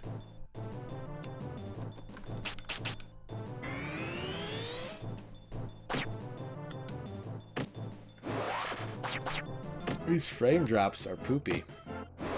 But they're not bad. After a week of basically not being able to stream, I'm looking at these and I'm like, whatever. This is manageable.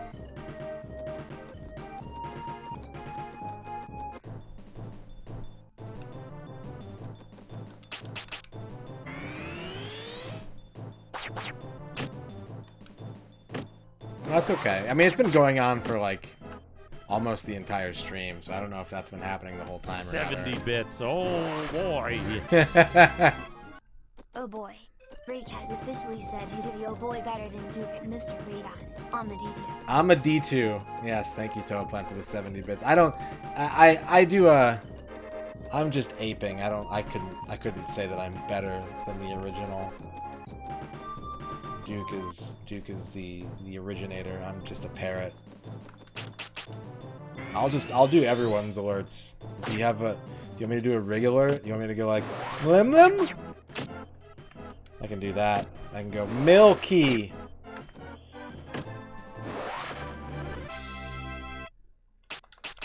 Just a parrot. One dog hot, please. Ooh.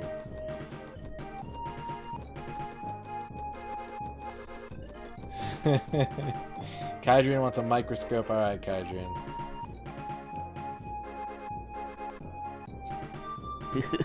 This is gonna be interesting. I don't think I could do a stop Eldorado, actually, Lance. Kydrian, today you are the bridge. Today you are the bridge. Your role today is connector. to help people who are in disagreement see eye to eye, to bridge viewpoints, lifestyles, to make people who hate Nier play Nier, and people who hate French fries to get the disco fries. Did you guys know that Arby's in Canada has curly fry poutine?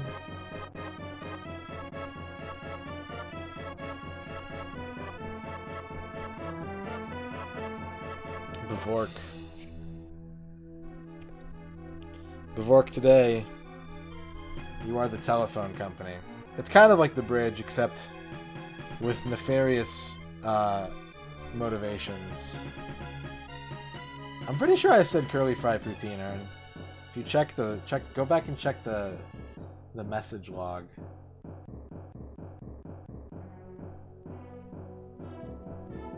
Yeah, you'll be communicating today, or facilitating communication. And yeah, doing dumb infrastructure shit. And muddying things up in the name of profits.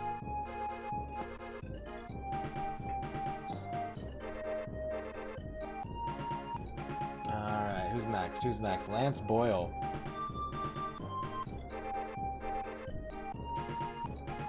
Lance Boyle, you are the Westmore Fire Station.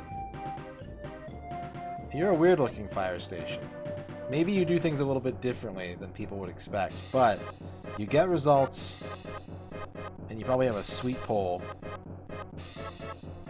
So keep on protecting us from that danger fire. Almost $500 wall with a single euro mark. No, I'm good. I'm good. And then we got Toaplan. Toaplan, your microscope today is oil refinery. Today is a lucrative day for you, but you may damage those around you in your own pursuit of success. Tread cautiously or throw caution to the wind for maximum gain. And do damage control later. My favorite element, magical element, not periodic table. If I were a mage, I would specialize in spells of wind element.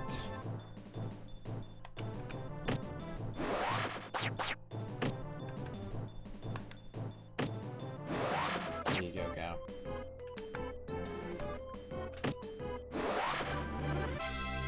Fart mage. The fries are straight and everything else is curly.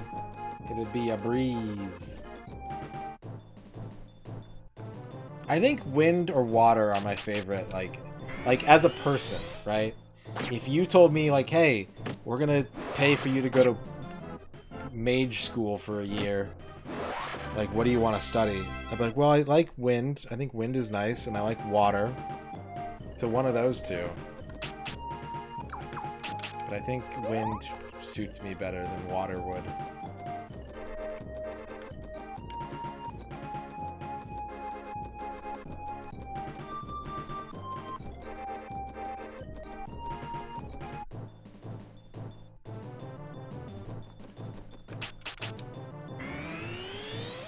You have a bee element, so you get bee spells and have to fight lots of bee enemies.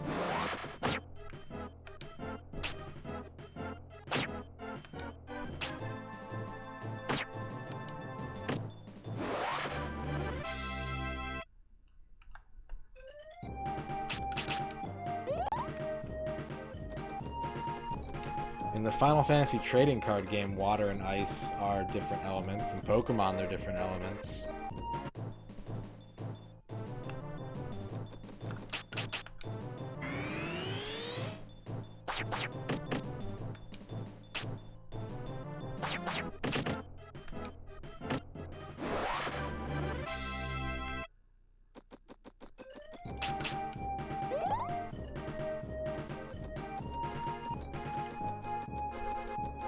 Electricity is a good one.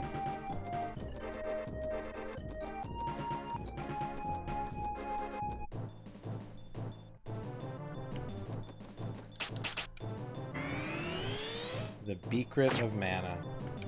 What's up, cover? Real talk, who's picking Earth? Like, who's actually... Who wants to learn dirt magic?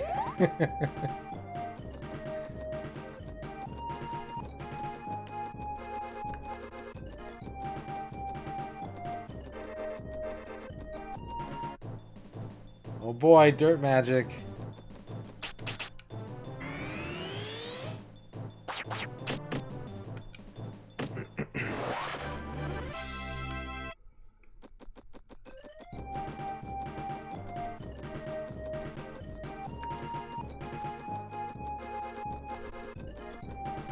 I wanted to get into it. I have a really garbage deck. Like, I did actually want to get into it, but I never got to play with anybody.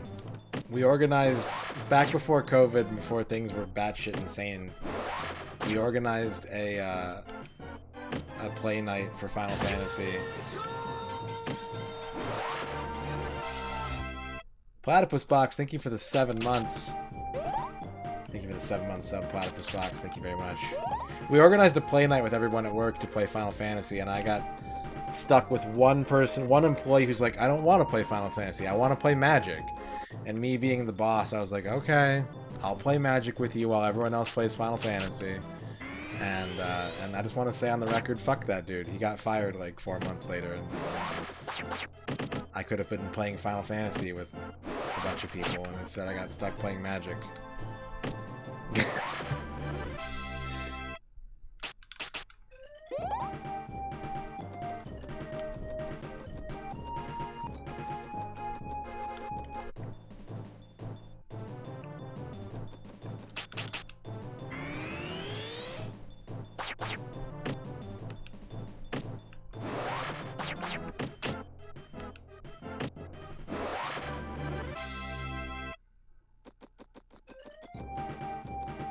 Yeah, I have an Onion Knight deck, Noman, which is, like, really powerful if you don't know what Onion Knights do. Like, if you don't read the card, you're gonna die. But if you do read the card, I'm very stoppable.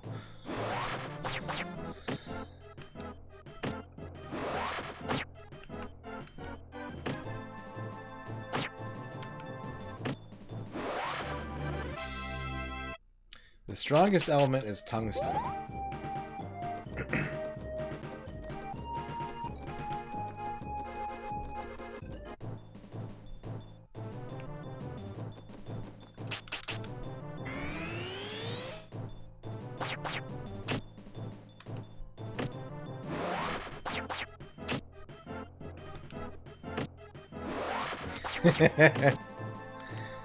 Chocobo job.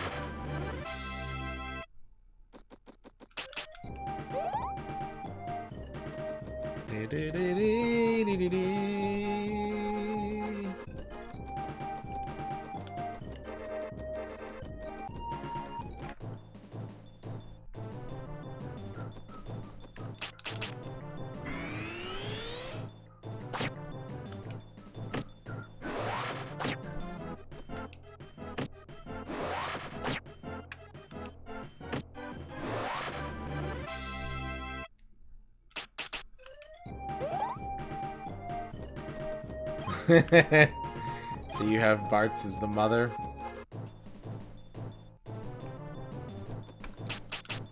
Oh.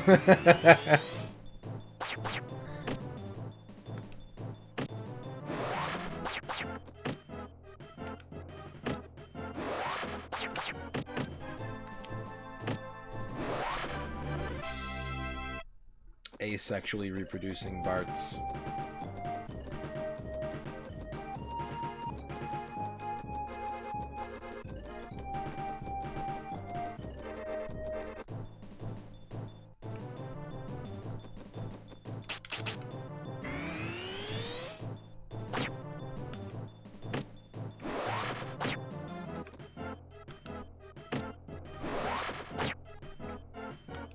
I wish there were more dumb RPG side quests like the piano side quest in Final Fantasy V.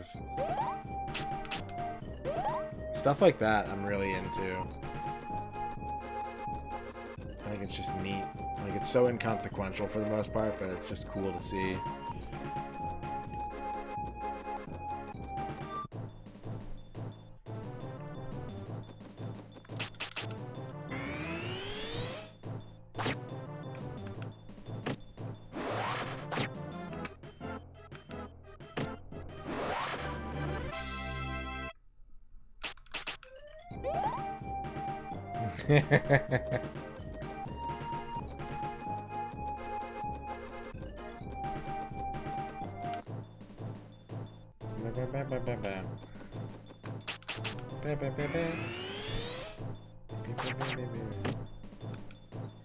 Party is a mechanic that really only works if you're playing standard, in my opinion.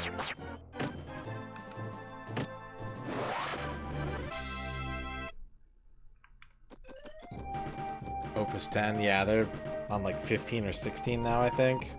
Yeah, there's dual element cards now, yep.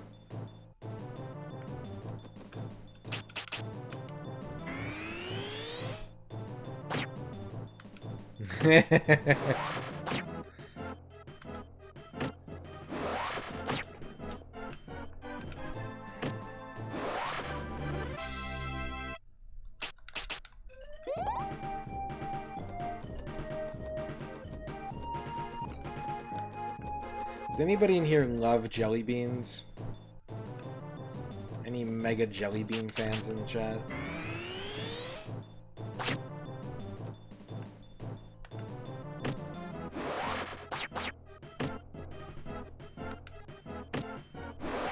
Pretty into them.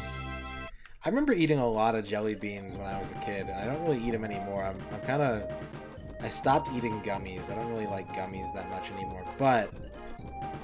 jelly beans are so weird because, like, not only do the flavors change depending on what kind you get, like, a purple jelly bean can have, like, 4 different flavors, right?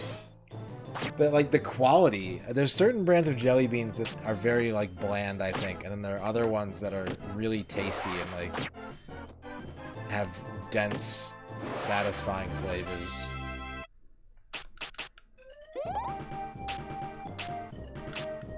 And yeah, Jelly Bellies, fuck. Jelly Bellies are good. And then I have a divisive Jelly Belly opinion.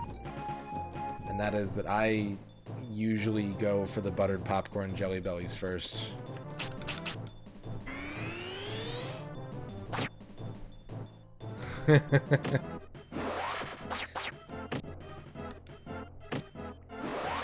I like the popcorn Jelly Bellies.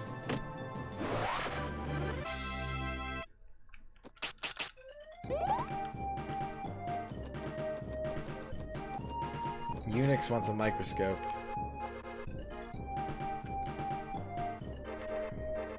Yeah, give me your Jelly Belly hot takes, or Jelly Bean hot takes in general. Unix, today you are mountains. Majestic, immovable. You may be more stubborn than you should be today, but you will be a challenge that others will try to conquer. To fully know you and to become better acquainted with you in a peaceful sense. Toasted marshmallow's alright. Toasted marshmallow's an alright Jelly Belly. Mike and Ike's are better jelly beans? Bro, I have fillings. I can't eat Mike and Ike's. They need to make soft Mike and Ike's for adults. The only part of Mike and Ike's that I like is I like peeling off the hard candy layer with my teeth and then throwing away the never-dissolving, impossible chewy mess in the middle.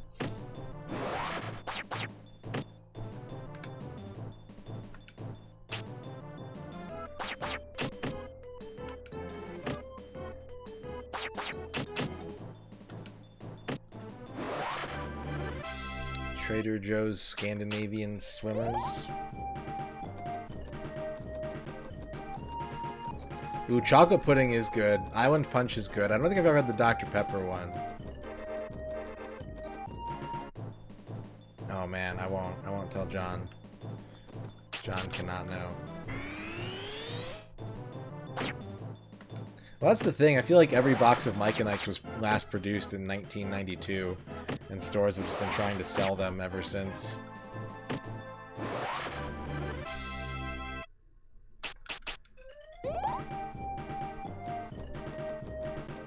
Gimbal's the department store? Oof. Heavy frame drop there. Thoughts on Good and Plenty? Isn't that just shittier Mike and Ike's?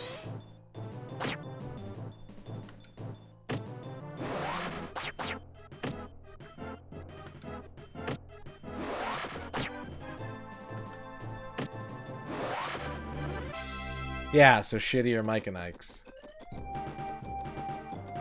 Licorice sucks. Licorice is the worst flavor. Jelly beans as a food genre go down an entire tier because licorice is a prominent variety. Yeah, black licorice sucks. I don't mind other licorice, but black licorice is ugh.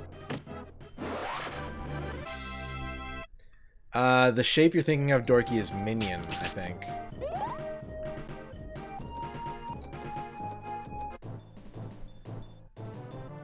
Ate a bunch of red vines today. I can only have a little bit of red licorice, but like now that they're making crazy flavored Twizzlers and stuff, I can eat too many of those.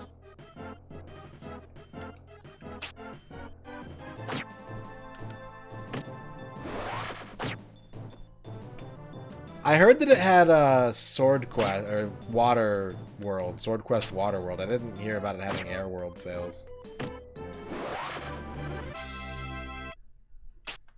They have like lemonade Twizzlers and like orange creamsicle Twizzlers. You can buy stuff like that these days.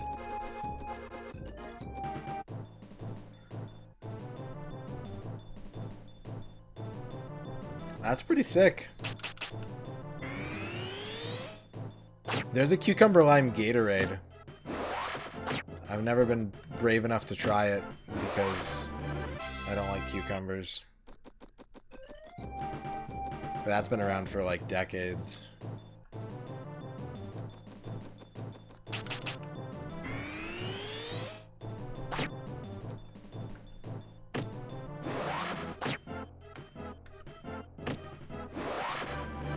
I don't know if I've ever had chocolate Twizzlers.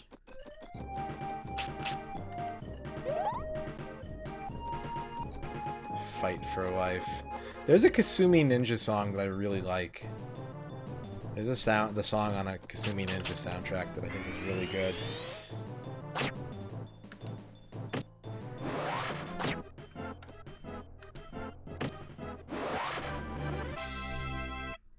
Grass jelly beans? That sounds weird.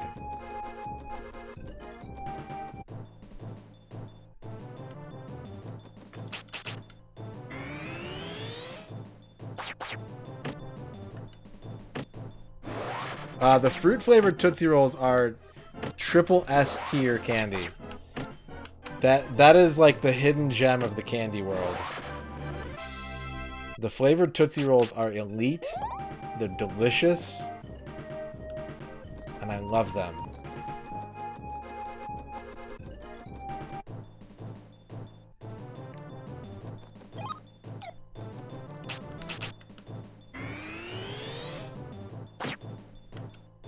Lemon is my least favorite, but they're good.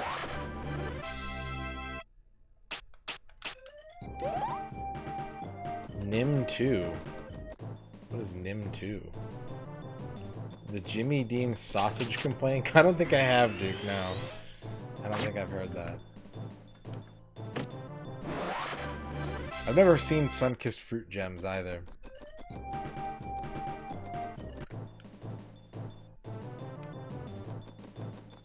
They sound like Gushers. That just makes me think of Gushers.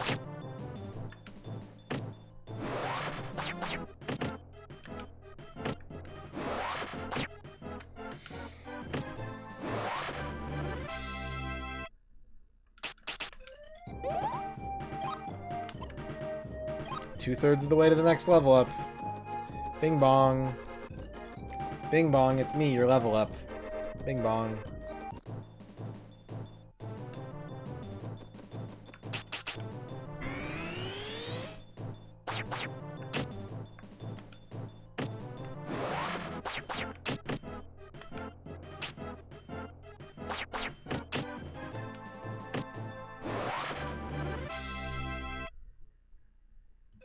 Ooh, Rig's playing Aria of Sorrow tonight. Nice. I know where we're going after the stream. Hope you guys like wizards.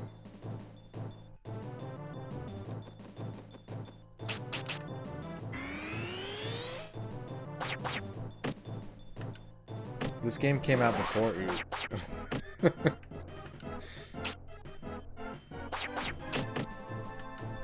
You're more of a Warriors guy.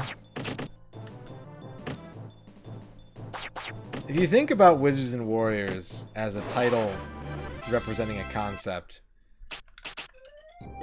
the Wizards, it's Wizards versus Warriors. It's not really both. It's not a game about Wizards and Warriors. It's, you know, it'd be like if Dungeons and Dragons were a game where everyone played a dragon that had to like demolish dungeons, go in and bust them up.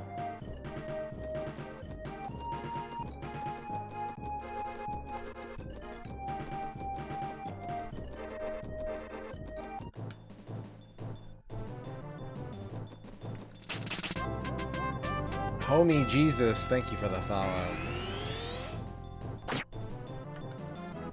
Marvel and Capcom 2. What level am I at, Toasty Nugget? 50 plus 43 plus 44 plus 44.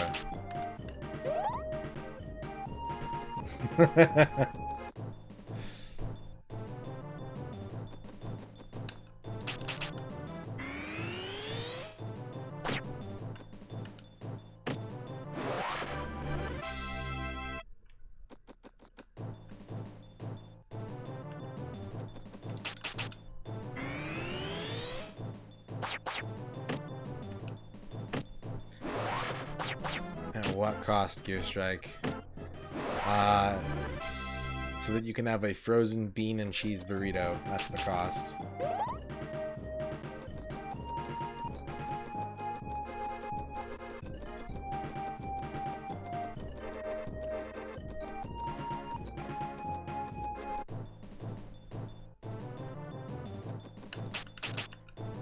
Any thoughts as I enter hour 37 of the game? I wish that I had a delicious fruit beverage right now. I could go for some mango nectar at the moment. In a row? No, we broke it up into 11 pieces. We're not doing all stats, we're doing all magic.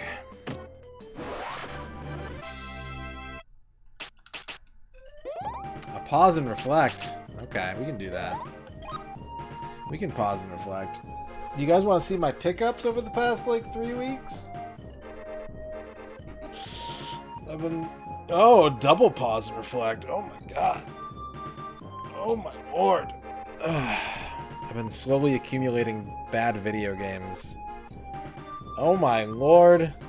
Alright, I guess we're just taking a fat break. The triple pause and reflect. Yeah, we got pickups. A few inconsequential pickups. Yeah, anyone who wants to do planks is getting reprieve right now. Okay. Alright, chat. I have 6 pickups for 6 different systems. You tell me what you want to see. Is that another pause and reflect? Oh my gosh. I've got Wii U. I've got Sega CD. I've got Game Gear, Game Boy Advance, and Game Boy Color. No, I'm not going to pause the time. I will not. Okay, maybe I will. Sure. For that many pause and reflects, maybe I will. Sega CD, Game Gear. Can do those. We can do those. And then we'll do Game Boy Advance, and then we'll do Wii U, and then we'll do Game Boy Color. Alright. I have here the Sega CD version of NHL 94 in a very crispy clean case. Very crispy clean. No foam insert. But, yeah. Hockey, baby. One of the best hockey games ever made. I've never played the Sega CD one, but I assume it's just the Genesis one with, like, some shitty FMV clips between periods. I've played this era of game before. NHL Sega CD captures the same great gameplay as NHL 94 for the Sega Genesis and adds new sounds, digitized speech, and over 100 video clips to make it the most realistic hockey game ever created. Real organ music. This version has real hockey organ music. There you go. NHL 94 for the Sega CD. Okay, and then I have, for the Game Gear, for the Sega James Gear,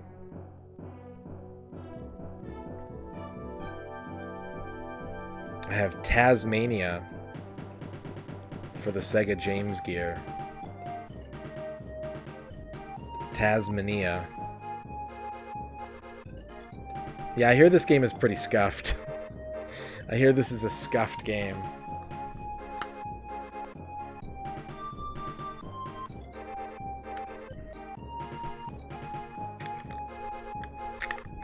I don't trust any game with Taz in it anymore. There are no good Taz games. What about the one we're going to play on the N64, though? Surely that one's going to be good. I think I hear that this game has, like, really terrible music. That's, like, the one thing I know about this game is that it has a really atrocious soundtrack. For the Game Boy Advance, I have one of these weird... There's a couple of these board game triple pack games, and I picked this one up just today, actually. I have Kerplunk, Toss Across, and Tippet for the Game Boy Advance. I actually owned Kerplunk and Toss Across when I was a kid. I'm sure this is by DSi Games, so it's gonna suck. It's gonna be fucking shitty. I don't know what Tippet is, but there you go. Kerplunk, Toss Across, Tippet for the Game Boy Advance. Start with the sticks, like so, making a bed where the marbles go.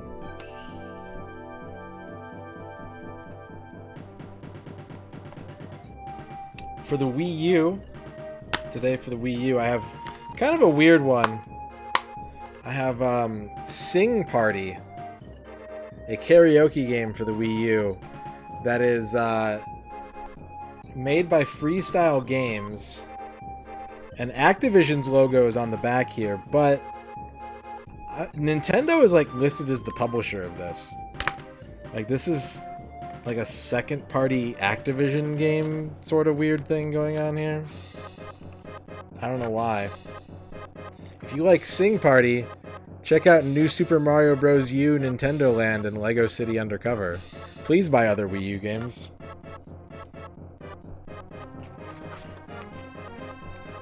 I used to love playing Kerplunk, but I'm pretty sure I lost all the marbles very early on. Sing Party has real songs. It doesn't actually list the songs on the back, which is really strange for a rhythm game. It does appear to have Les Freaks by Chic, and I think Dancing Queen, based on the screenshots, but I don't know. I don't know what else is on here, but yeah. It has Call Me Maybe, it's got YMCA. Yeah, I lost my marbles.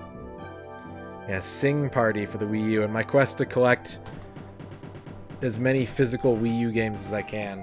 That one was a slam dunk.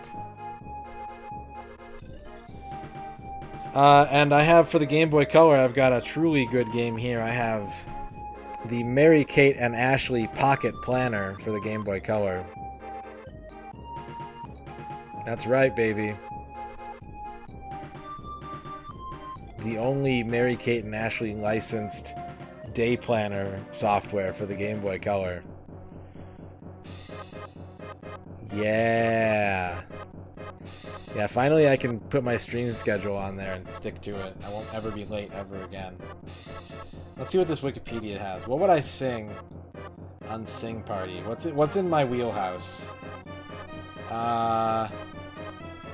Ooh, this isn't good. Go Your Own Way, Kids in America, Ironic, I can do those. The fuck is Jar of Hearts? That sounds horrifying. Groove is in the Heart? Oh, fuck yeah, okay. Groove is in the Heart is a bop.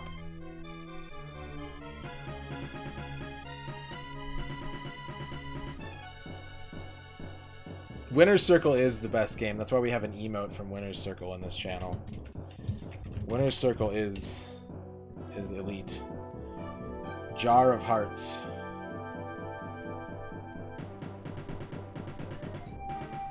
What else? What else is on here?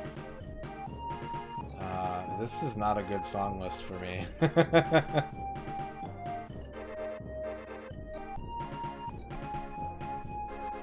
Yeah, but the thing is, the Twilight soundtracks are actually really good. The movies are trash, but the soundtracks are... Whoever was in charge of those did a very good job. Okay, I do have a surprise, by the way. I have one other game that I did not mention. It's a Japanese N64 game.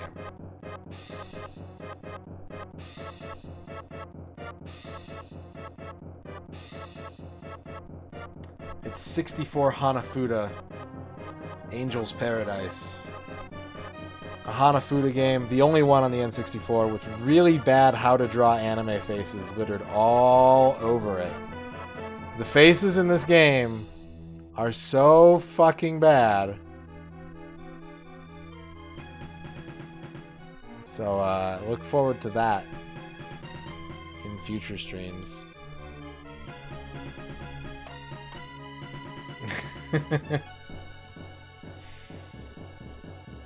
But I like playing Hanafuda. None were ever released for DLC. Oh no! What's up, Flygon? There you go. Those are my pickups. I haven't been buying a lot of games recently, but I did grab those since the last time we did pickups. If you don't like weird bad faces, don't read Initial D. Yeah, I only have one of the Pachinko games so far. I gotta get the other ones still. Alright, we're gonna quadruple pause and reflect right now, so... What do you guys think of Quest 64? I know the grind is a bit tedious at this point, but... Have I changed your mind? If you thought that this game was bad prior to this playthrough, has your mind been changed? Or if you thought this game was good, has your mind been changed?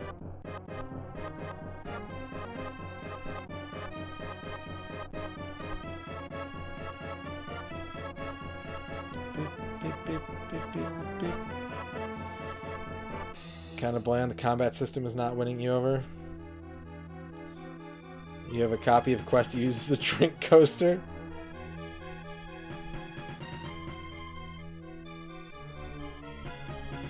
Thought it was fair but kind of bland. Your opinion has improved slightly. Good. Good.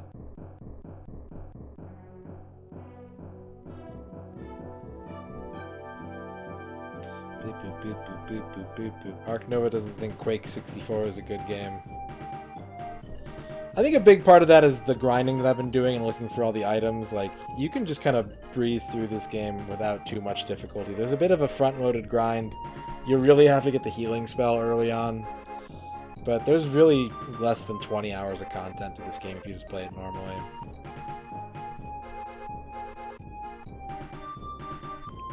Whoa! Yeah. I mean, most games are. Let's be real. Damn near every game is better if you don't 100% it.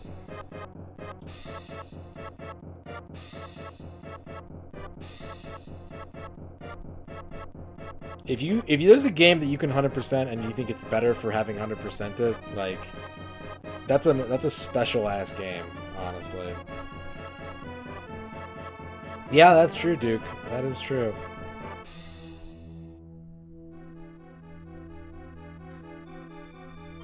Blast Core's better as 100%?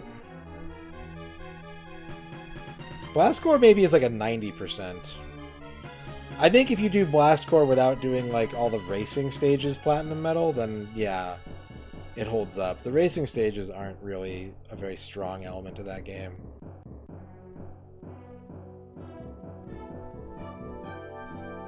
I don't think designers ever expect players to, like... I'm pretty sure if you get into the psychology of game design, designers expect people to like 30% games and then put them down. You know?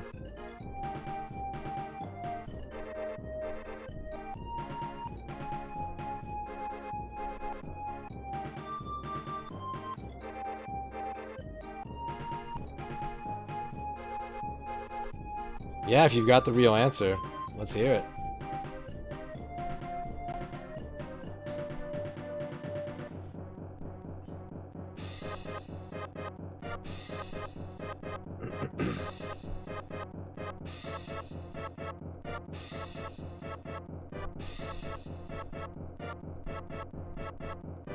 It's about 8% in the field. There's metrics. 8%.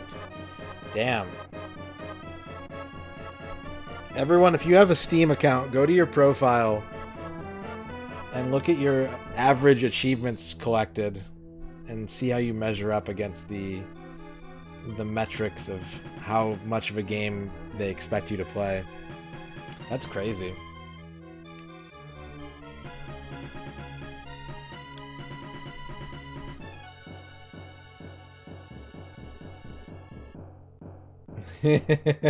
Me too, Dorky, me too.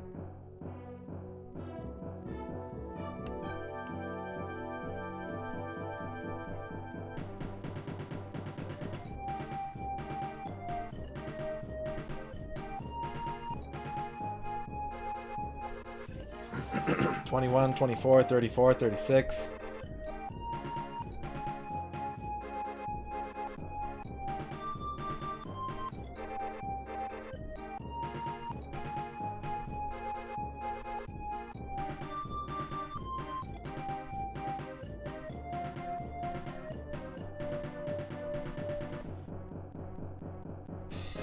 %, average. 306 perfect games. Holy shit. 16%. 100% in Lego Lord of the Rings. I hear that's one of the best Lego games. I started playing Lego Marvel Superheroes 2. I've only ever played Lego Star Wars, and then I was like, well, I want to try it again. I want to get into it. And I think that the base Lego game design is really boring. There's obviously cool stuff like Lego City and stuff that's a little more interesting, but man, I don't like Lego games. I don't enjoy them. At least not the mainline Traveler's Tales ones.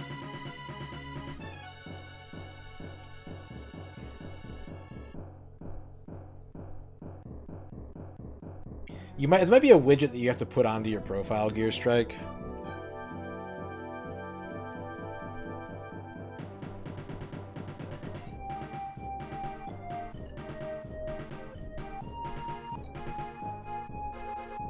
Yeah, no stakes at all. That's true.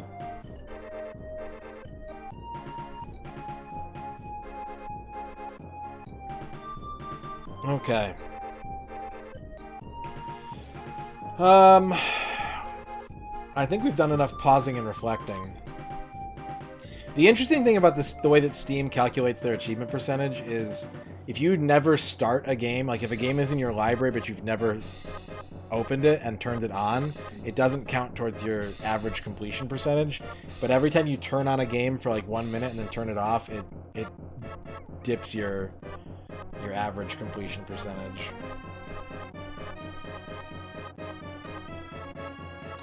I forget what mine is. I should check real quick. It's probably gone down in the past few years because I used to be a lot more meticulous about Steam achievements and such.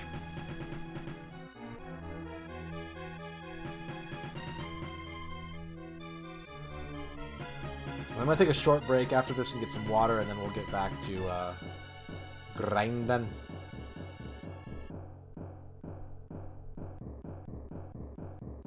Yeah, it's I don't really like the base gameplay behind the Lego games. I think I'll get into Marvel Superheroes 2 more as I progress through it, because they make you start as the Guardians of the Galaxy, and I just don't care. If I get to play as my favorite Marvel characters, I might get more into it, but it's just boring. It makes me sad. I just don't enjoy those games at all.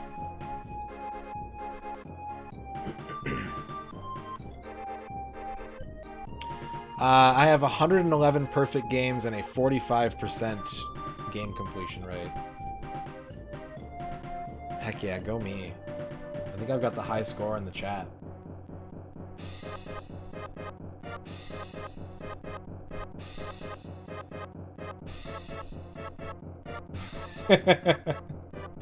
$45, baby. Now, if I actually loaded up all my games in my library, that would go down to like 3%, but...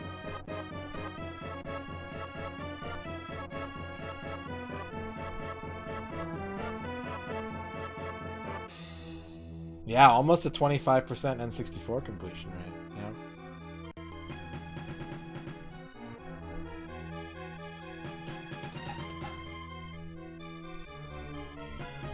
Oh, you can hover over the achievement rate total. 45% in 441 games.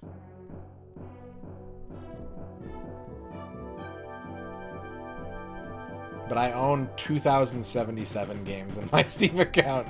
So I've only played 20% of the games in my Steam library. But of those 20%, I've completed 45% of those games.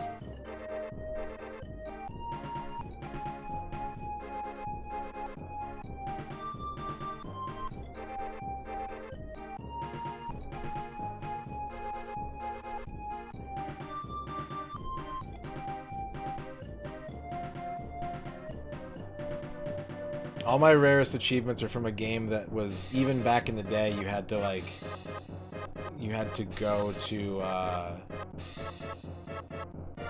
specific Steam ID page to download it. It's a hidden Steam game. 4 of my rarest achievements are from that, and the other 2 are from Shovel Knight.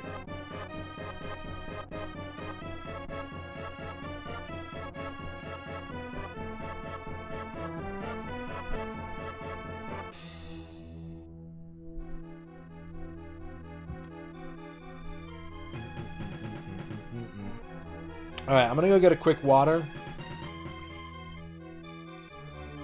I'm gonna try, Rachel, but it's tough. Every time I get close, they add another fucking campaign to it.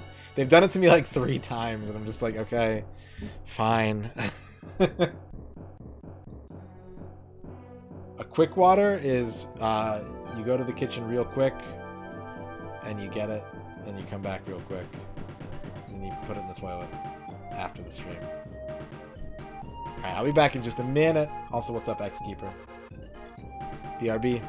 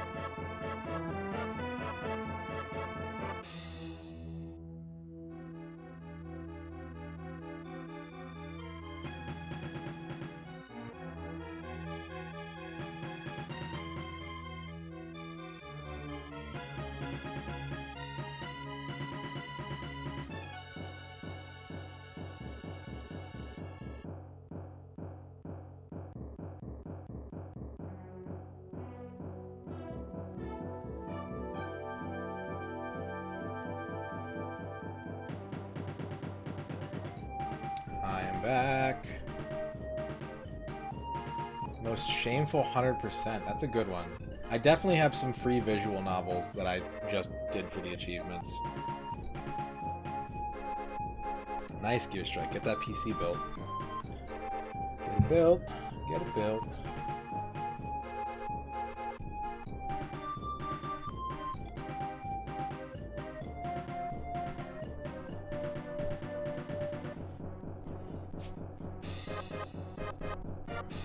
Look at my perfect games. Perfect games. Yeah, I got a lot of shit games in here that are perfect. Shit. I'm proud of 1001 Spikes. That was a tough one. That's a really good game. Now, if you guys haven't played 1001 Spikes, please do. That game is extremely good. So many shitty fucking visual novels in here. Ugh.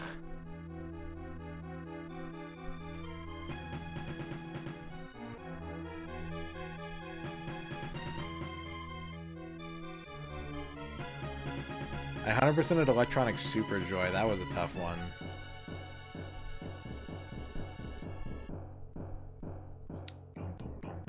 I don't even remember most of these.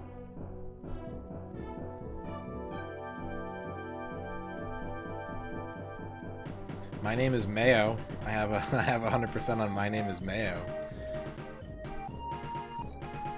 Poker Night at the Inventory. Oh, that was the worst. That was the worst fucking 100%. Oh my god. That one sucked so bad.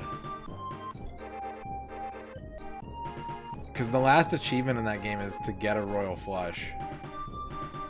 And so I spent like 80 hours or something like that just grinding hands until I hit Royal Flush. It was stupid. Such a bullshit achievement. Yeah, a lot of these 100%s are games I would like never play ever again. These are not good games. There's a couple in here that I'm proud of. Ease 1. I have a 100% in Ease 1.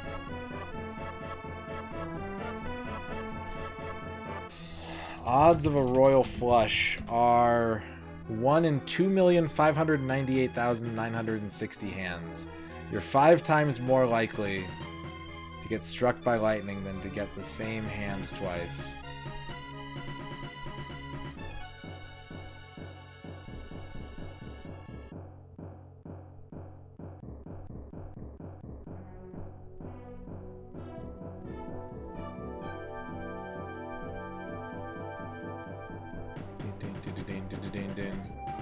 Alright, let's play some Quest. 10 gamer points, yeah. Welcome, John Matrix. We're back from a long pause. Thank you, Kydrian, Gao, Trachea, and Al Pennington for the mega break.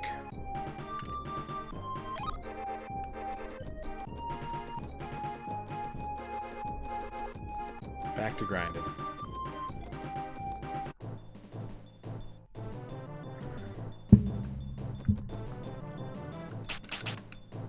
John Matrix wants a microscope. I don't think I'd be annoyed. I'd just be like, okay, we're not playing games today. Ooh, John Matrix. Got a new one. John Matrix, you're the guardhouse. You are the guardhouse. Be on alert today. People that are in your vicinity may need protection, and it's up to you to defend them. A Royal Flush in Texas Hold. Okay, so that's a lot better. That's not... Okay, so the odds that I was looking at was for draw poker. It's still a lot. It's still a lot. 30,939. Ugh.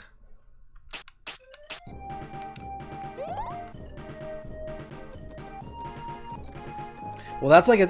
You have to understand, John Matrix, that these are 24-hour microscopes. So you can go to sleep, but tomorrow... Until you redeem your next one on the next stream tomorrow, you are the guardhouse. But sleep with one eye open, gripping your pillow tight. Bow, bow, bow, bow, bow.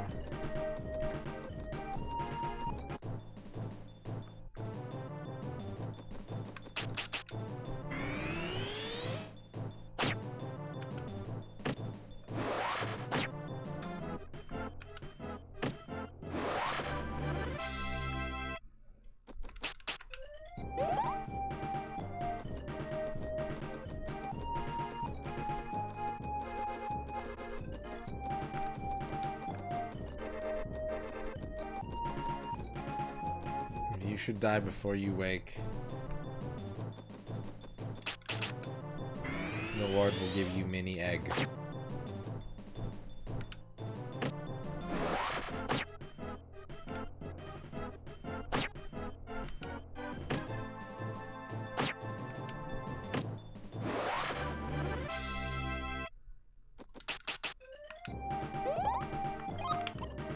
%78. Dun-dun-dun-dun-dun-dun.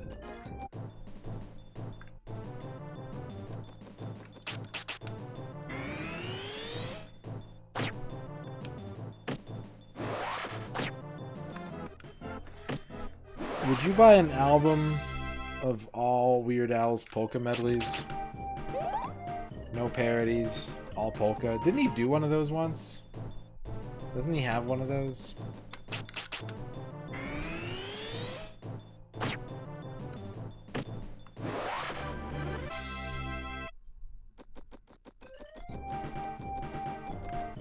All Weird Al Pokemons?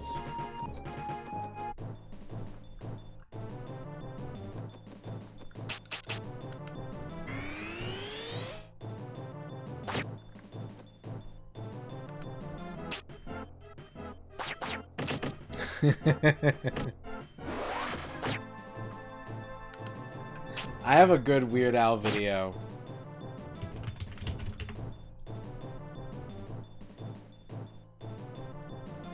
Do you guys want to watch a good Weird Al video?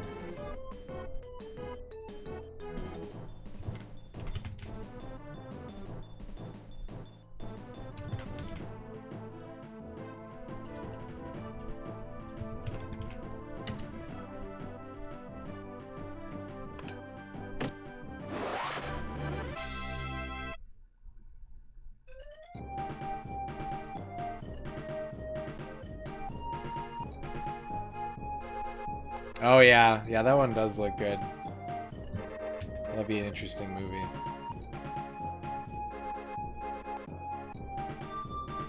Alright, here's a Weird Al video for you to watch.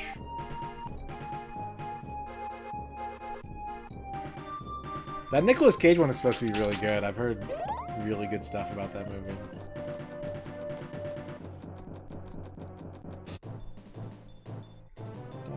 Dun. Ha-ra-ra-ra-ra-ra-ra.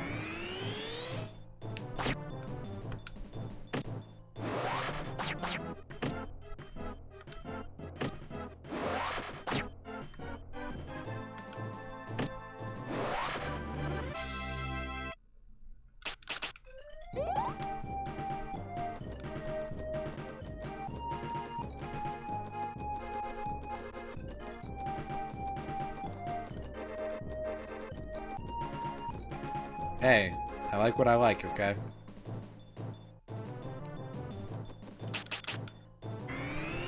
At least I'm consistent.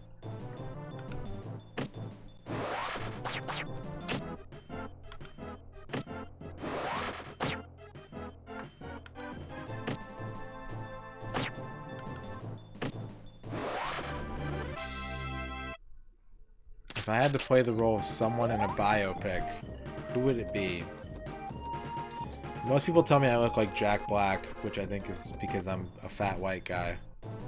And then when I have a beard, they tell me I look like Zach Galifianakis because I'm a fat white guy with a beard.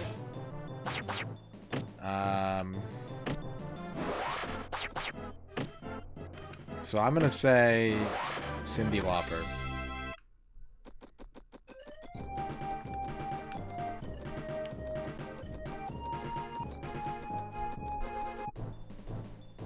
Who would play me?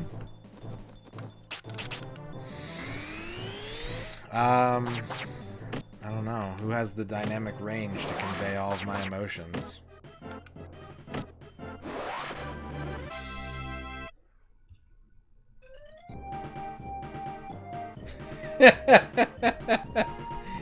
Yeah. All right.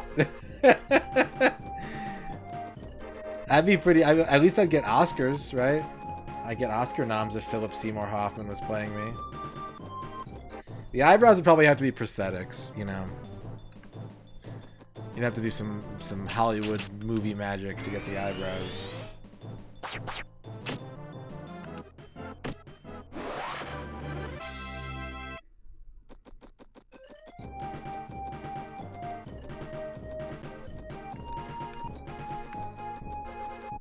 Gotta show up at 4 a.m. for a 9 a.m. shoot. Spend 5 hours in the eyebrow chair.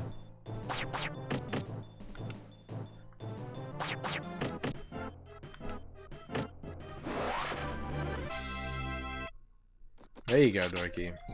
Now you're thinking with horoscopes.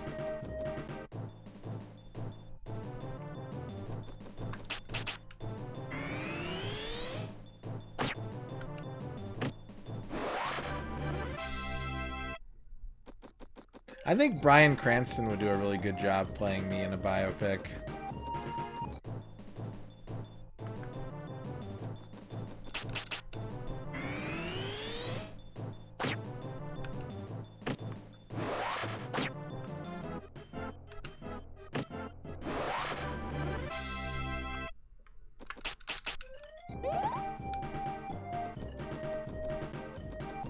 Ooh, you know who has both the acting range and the gaming acumen? I don't think of you as a fat white guy who looks like Jack Black. And I don't think of you as a fat white guy with a beard who looks like Zach Galifianakis. You know who I think would play as you, and also who you look like, and I don't know if he's fat. Dude who played Bonan the Barbarian.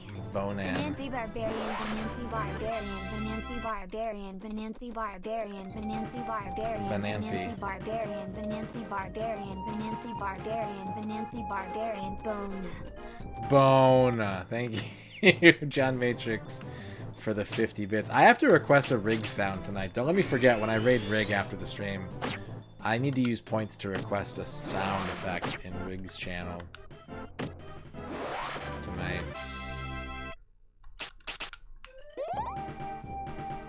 Thank you, John Matrix, for the 50 bits.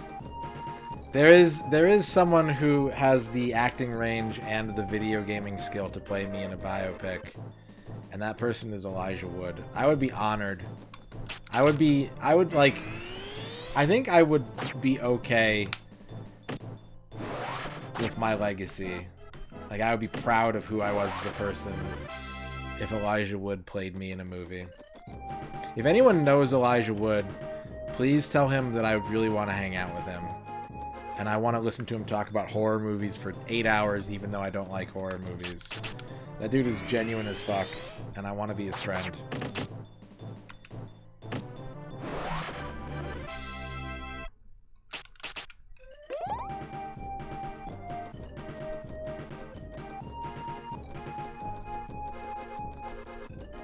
George Miller? I don't think I know who George Miller is.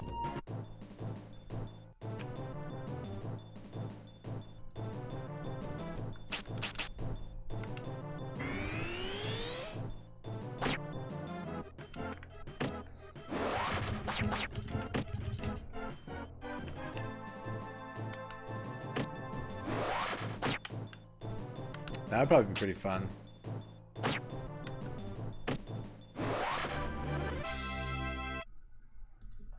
George Miller. Filmmaker George Miller. Best known for his Mad Max franchise. He's got cool glasses.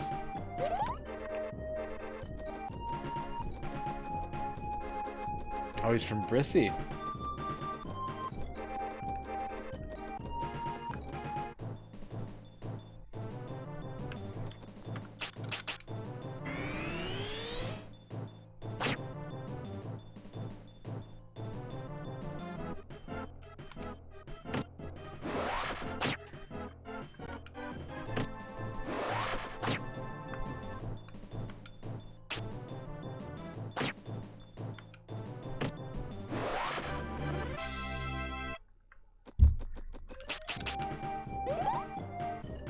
You shook Danny Glover's hand once. That's pretty cool. I mean, I think maybe some people would take issue with that, but I'd be honored if Danny Glover would play me in a movie. Danny Glover has a lot of good work under his belt. Very soft. See, I thought so. I actually thought so. He seems like a gentle soul. Like, I bet Denzel would shake your hand, like, he'd pop your shoulder out of its socket when he shook your hand, but I can see Danny Glover, you know, with like a feather touch. Chris Farley. Oh man, I used to love Chris Farley. I mean, I still do, but you know.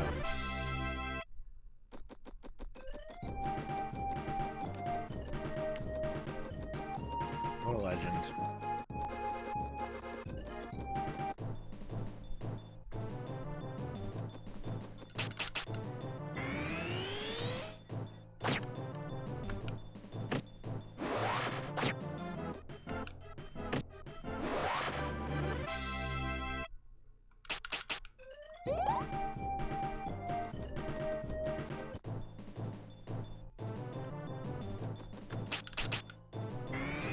Love the Farley, yep. Farley is good.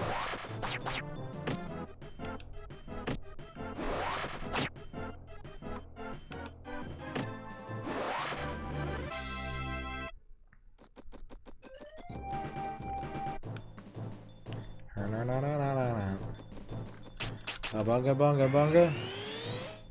Bunga bunga bunga. Durba durba durba.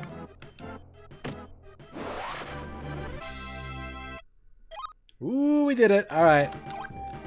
That's the 30-second plank. If you're doing the fitness routine tonight, it's time to dust off those muscles and do a 30-second plank.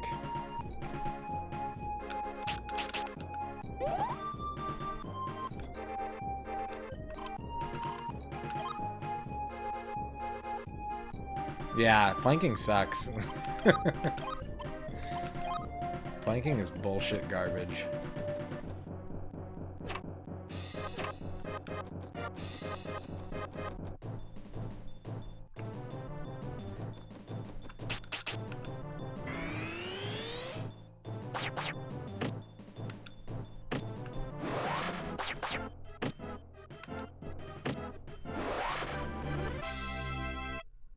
The first time I ever heard about planking was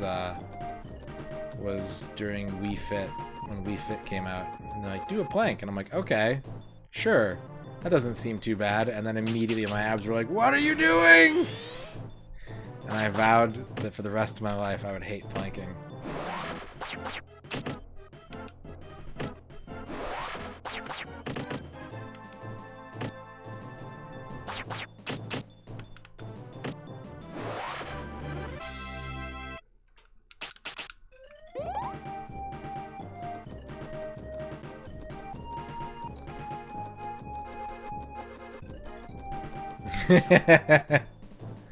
Yep. I think this is probably the minimum width for an encounter too, honestly.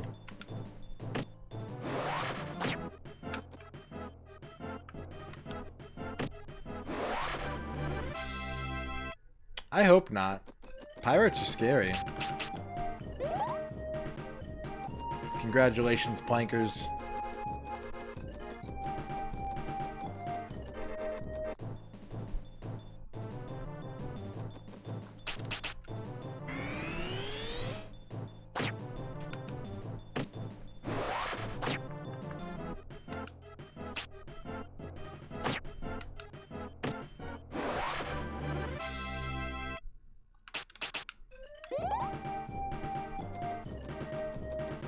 Were you a cool pirate?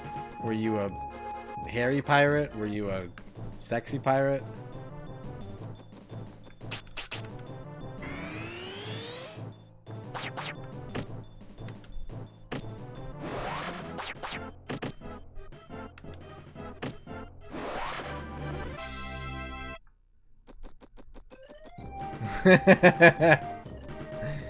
Nice, John Matrix. Oh, I wouldn't wonder that. I've been around these parts most of my life. And do not wonder.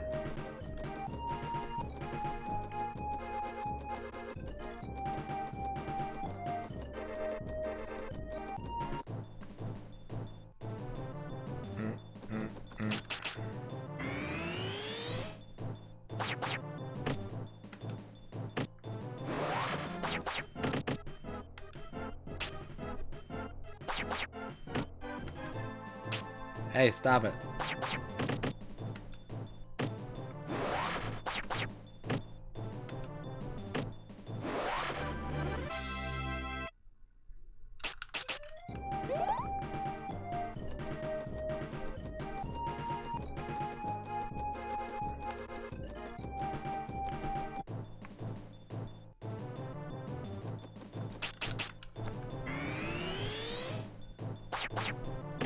Ow, my muscles.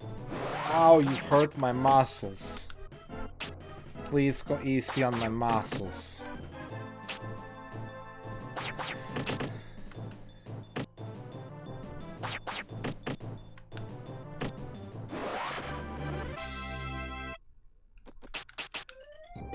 I think I'm too shy to work out with people.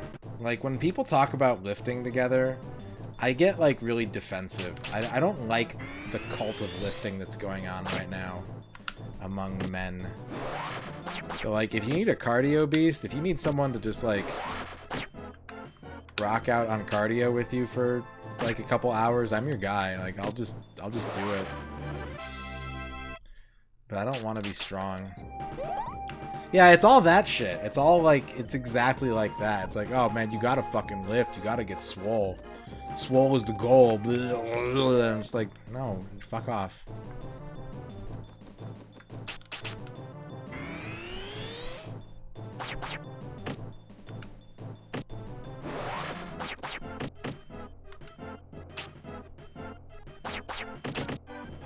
Just lift a guy on the bench. Just bench press your bro.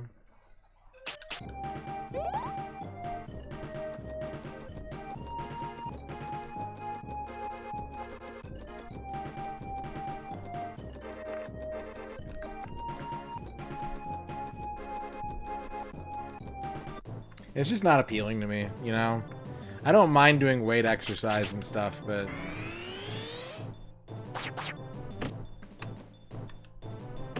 the attitude behind it is really unappealing to me.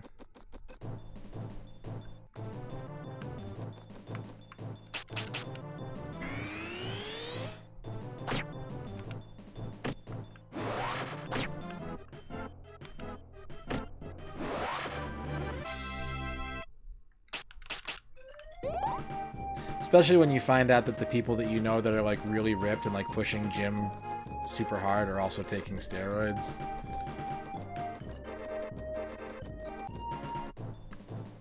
And it's like, yeah, I definitely don't want to work out with you.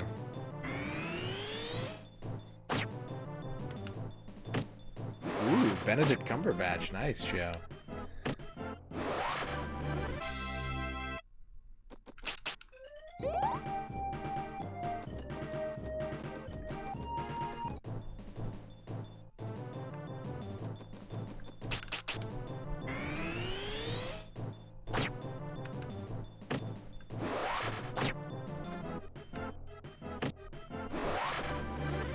See, that would be nice. That would be nice to have someone like that.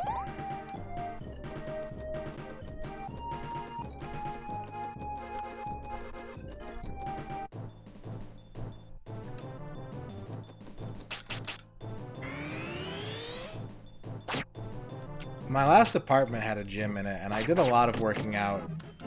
Like, more targeted working out there than I probably have ever done. Like, I've always been okay doing, like, running and, like, aerobics and cardio and stuff. I can just zone out and do it for hours, but, like, lifting and, like, muscle targets and, like, actual strength exercises have never really been my thing. But being able to, like, just go at 3 in the morning and not have anyone around and just, like, do tricep extensions and shit for, like, an hour, I could get behind that, you know? But anytime there's someone else in the gym, I was always just like, I didn't want to do it. I don't know. I have weird shyness hang-ups.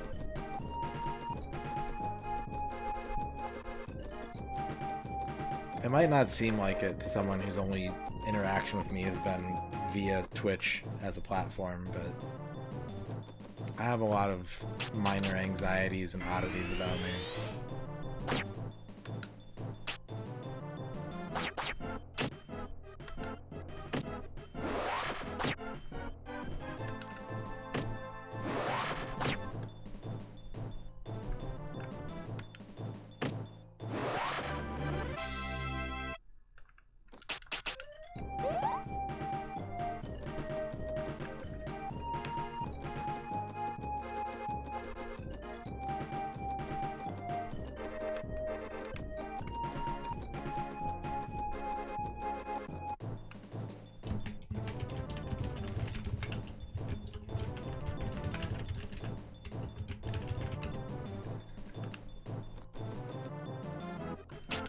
Yeah, that sounds like a bad relationship, and you should talk to your friend about that, Platypus Box, and let them know that maybe you want to work out with them, but they really need to change their approach to how they handle it with you.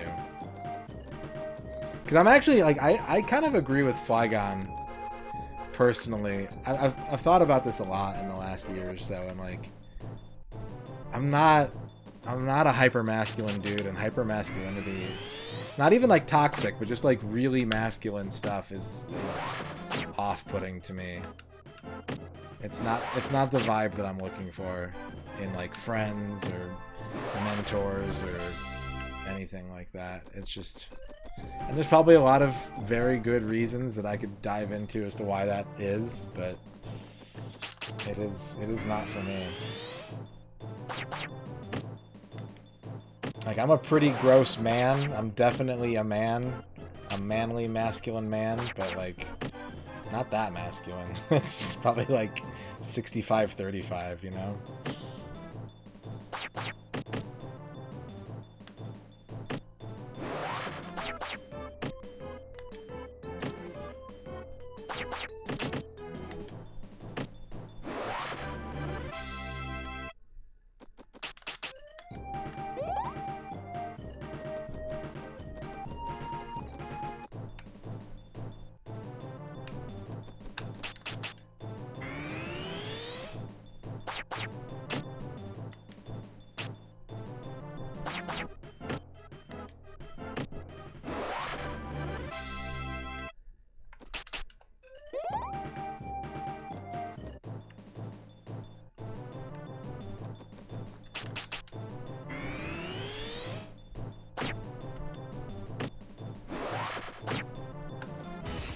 John Matrix, thank you for the 50 bits.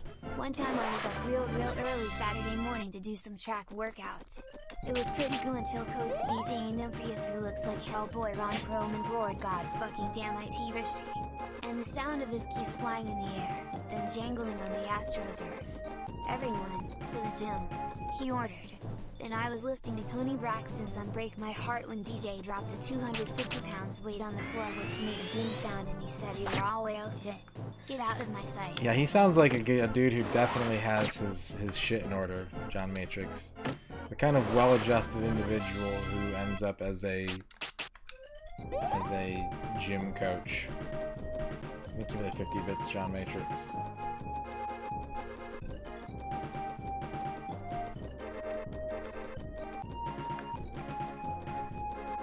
Hellboy. I don't think I've ever seen Hellboy.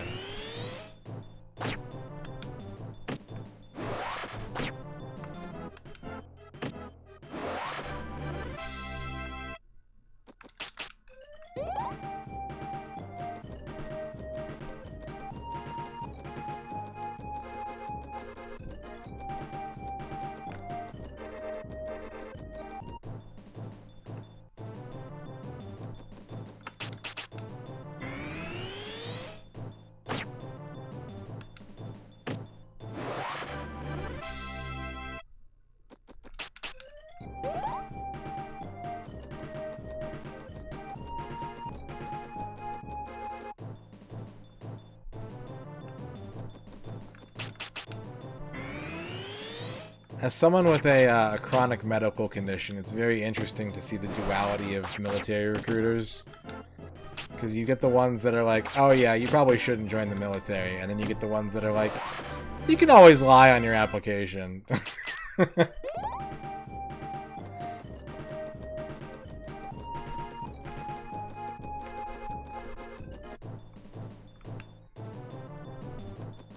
If you really want to join the army, you can just lie.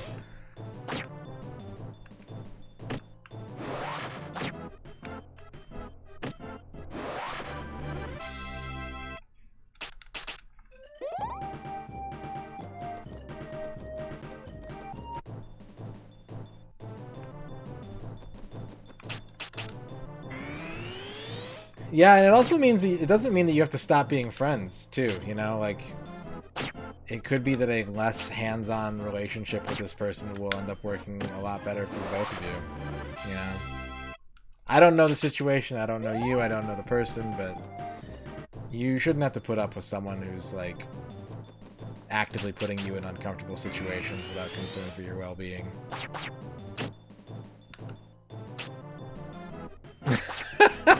Nice show.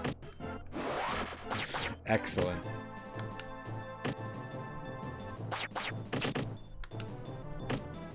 Just look him in the eyes after that and go, I would definitely do that with a tank, too.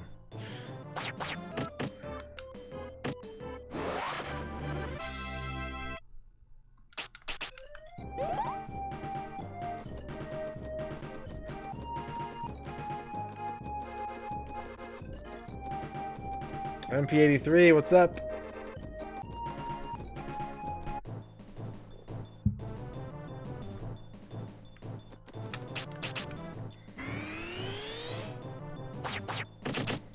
It's kind of weird to think about all the people that I spent a lot of time hanging out with and, like, just stopped hanging out with. But, like, I don't usually... There are some times where I think about the things that I did wrong and things that I could have done better, and I feel bad about that. But generally speaking, I think, you know, these things happen for a reason. Even if you treat someone like an ass, there's usually some kind of background motivation as to why you behaved that way, and it's usually better to let bygones be bygones and let flygons be flygons. Yeah, I've seen you you were streaming that the other night, right? MP83?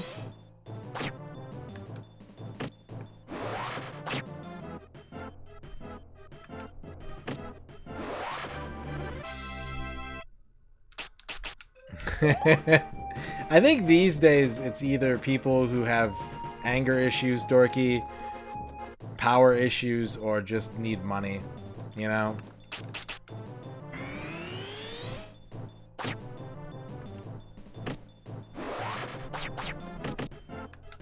At least in the US.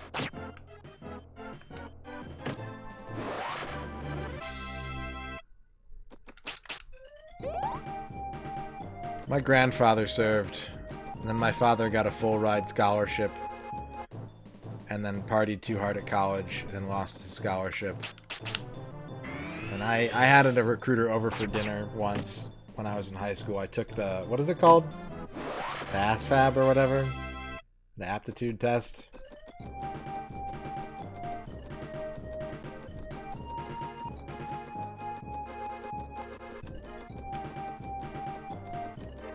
Yeah, sometimes. I've been approached by him at work before several times, but these days they come in and they don't even, like, hey, do you want to join the army? They're like, hey, you're too old. I'm like, correct. But back in my 20s, when I worked at the arcade, they would come in every few months and be like, what do you think? Join the army?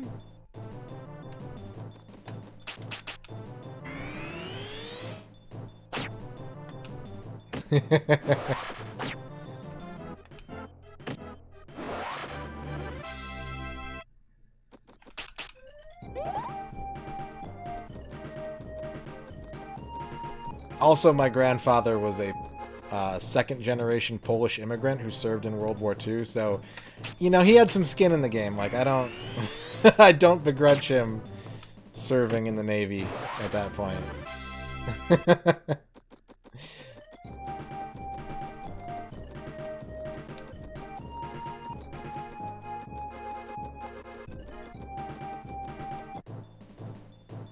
Yeah, same Gear Strike. Like, if I ever got drafted, I always thought, like, if I ever did get drafted, like, I would 100% get dishonorable discharge, because I would just lose my shit and make a scene and end up in, like, military prison for 6 months or whatever.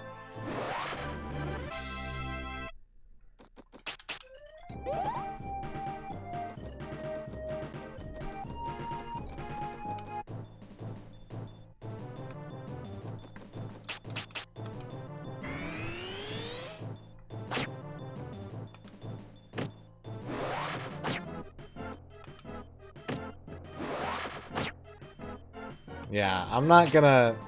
If I'm not looking for advice and I don't respect you, then I'm not gonna take your advice. I'm going to actively do the opposite of what you tell me.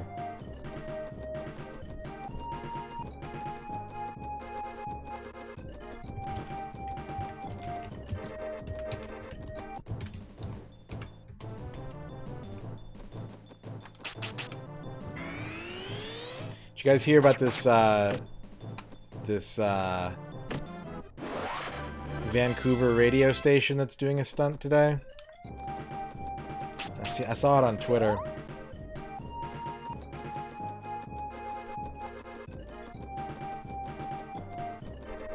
You listen to it?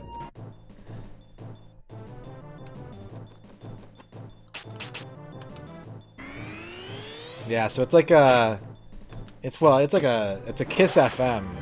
It's like an easy pop station or whatever. But they fired like their morning hosts and a lot of their talent, and so they're just playing "Killing in the Name of" by Rage Against the Machine on repeat. And the best part is that they're stopping every once in a while to take requests. And so if people ask for something other than "Killing in the Name," they play "Killing in the Name" because fuck you, I won't do what you tell me. But also people are like, oh, can you play "Killing in the Name" by Rage Against the Machine? And they're like, well, we're only playing vinyl today, so I gotta dig it up, but I'm pretty sure we've got it, and then just immediately start playing it. Or they're like, it's gonna take a while, we got a lot of requests, we'll definitely get to it, but first here's "Killing in the Name" by Rage Against the Machine.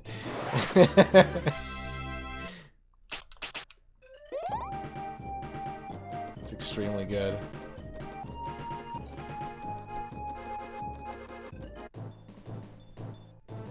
Yeah, same, Scuddy. Same. 9/11 happened 2 months before my 17th birthday, so like, fuck joining the army at that point. What's up, Jamie?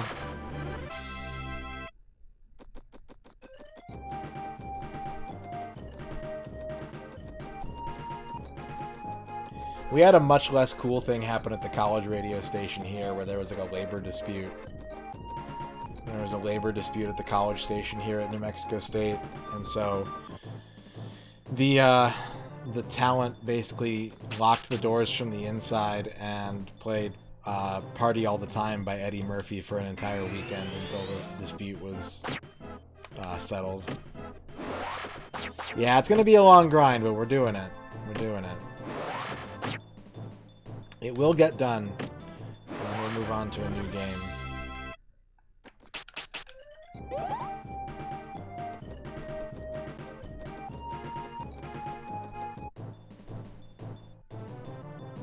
Mash.com ranked the 25 best cupcake flavors. Yeah, radio strikes are built different. There was, when I was really, really little, there was a classic rock station that was pretty popular. And then there was, like a Kiss FM. And the company that owned the radio station was basically like, look, we're gonna change one of your formats to like oldies, like whichever one, you know, is doing the worst or whatever. So they got really catty and started sniping each other. And so like the Kiss FM was doing like a bunch of like jokes and skits and like putting down the classic rock station. And the classic rock station decided that they were going to get their digs in on Kiss FM by pointing out how often they replayed songs by playing nothing but Louie Louie for an entire week, which pissed everybody off. So of course the classic rock station got transitioned to an oldie station.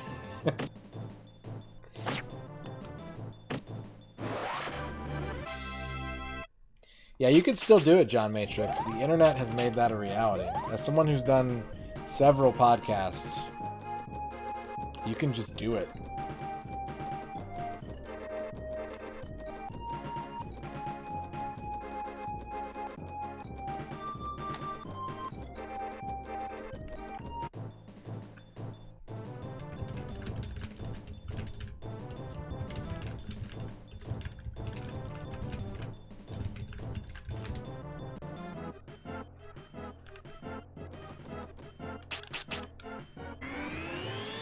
Kind of Kydrian, but it's the difference between, like, playing Led Zeppelin and playing the Supremes, you know? Playing Motown.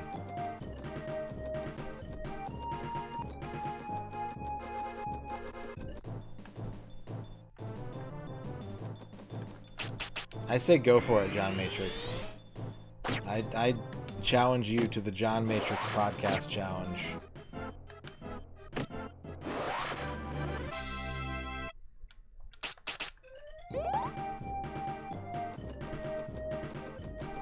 Nothing but the best rock in the business. Arroo! 91.3 classic rock all day. Blah, blah, blah.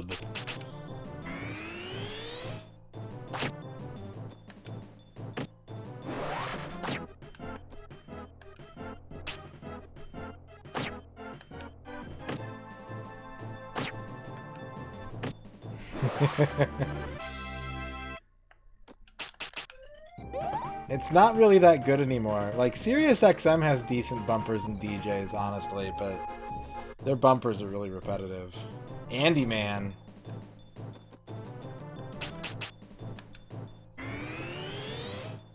John Matrix, have you ever listened to Spontanea Nation? That's my favorite comedy podcast.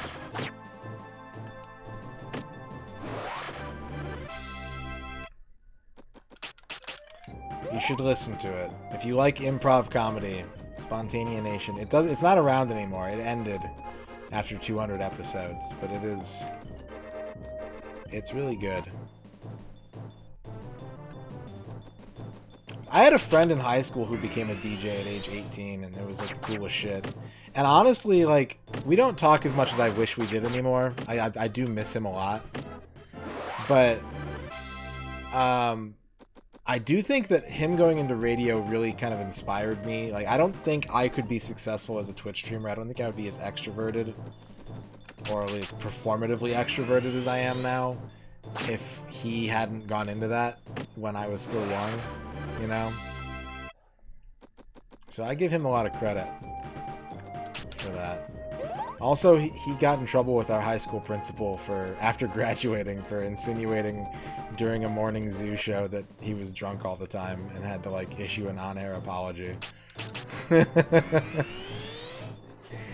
I think that I'm very ambiverted show, but, like, you know, I was not a very good... Like I said earlier, I have a lot of weird, like, shyness hang-ups.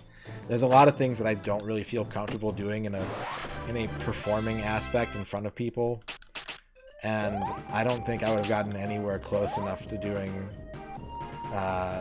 something like this without seeing that sort of in action when I was 16, 17, 18.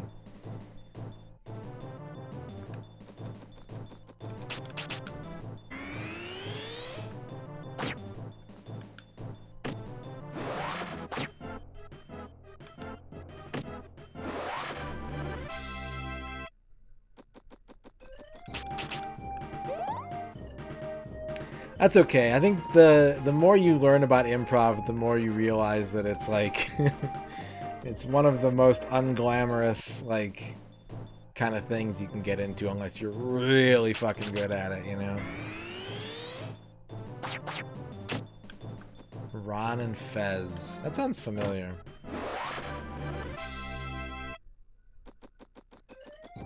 Legends of the Painty Men. But yeah, there are a lot of... I think Mitch Hedberg is a great example of someone who's like...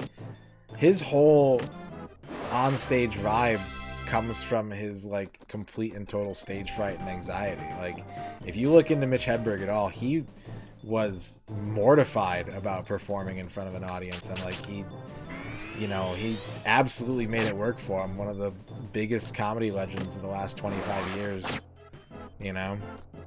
So it's doable. If it's something you really want to do, you just have to find a way to make it work. I firmly believe that people can overcome obstacles if they're really dead set on a goal.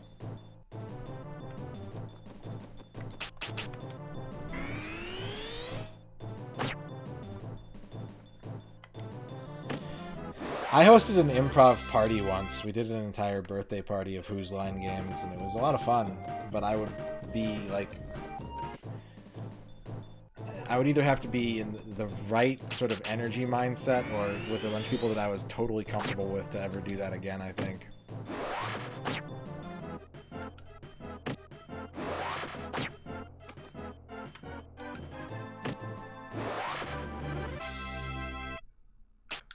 There are some good Netflix comedy specials. There are absolutely some good Netflix comedy specials. There are some bad comedy specials. It's the same for you know, it's the same as it was in the 90s, in the 2000s.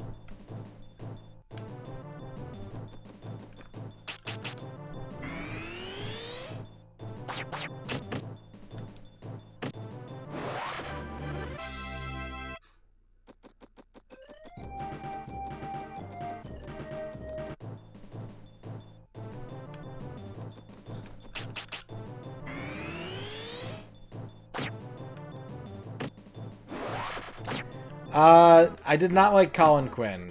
I could get into Patrice O'Neal. I was never like a big Patrice O'Neal fan, but he had some good material. I never enjoyed Colin Quinn.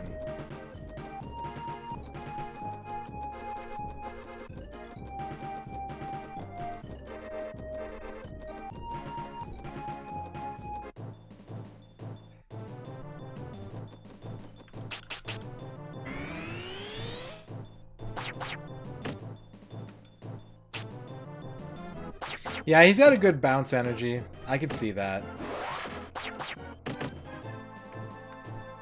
He can play off of a room decently.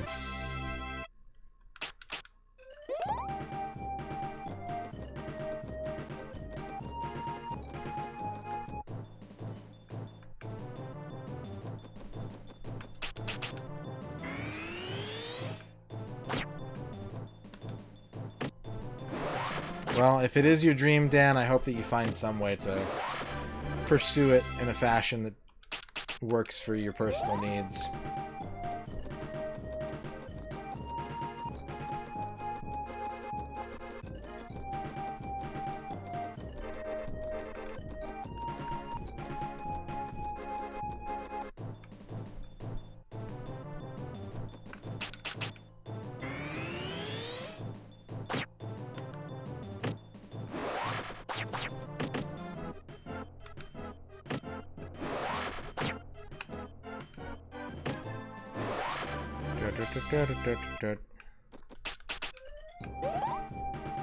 Yeah.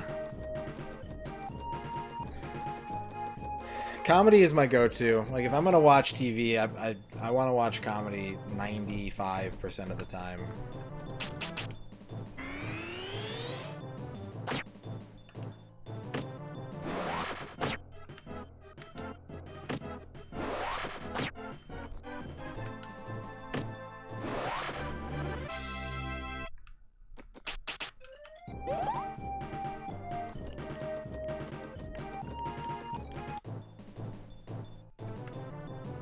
Night wash.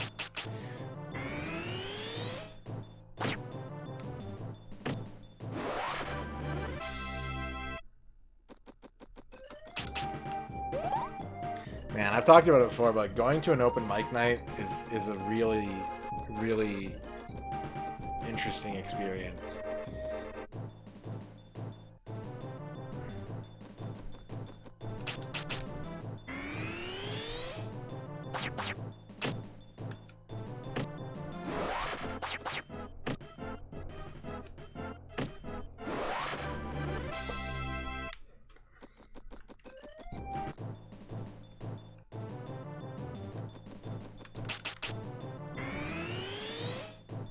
Drink minimum. You can just like buy the drinks, right? And not drink them. You're allowed to do that, I think.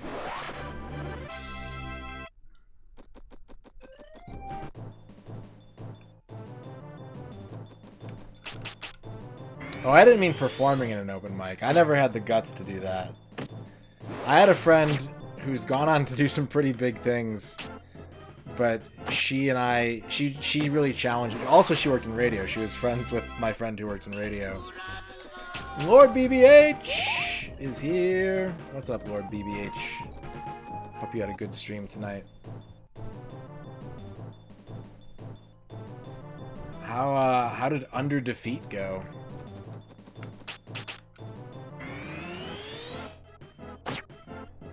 Aw, Rugal spinning. I'm the same way, Shio. Like, I think I'm a pretty funny dude, but I don't know if I could write material and have it actually work well. I'm a reactionary. I'm a reactionary wit. Kind of kicking your ass. That's a tough game. I mean, I'm bad at shmups in general, but...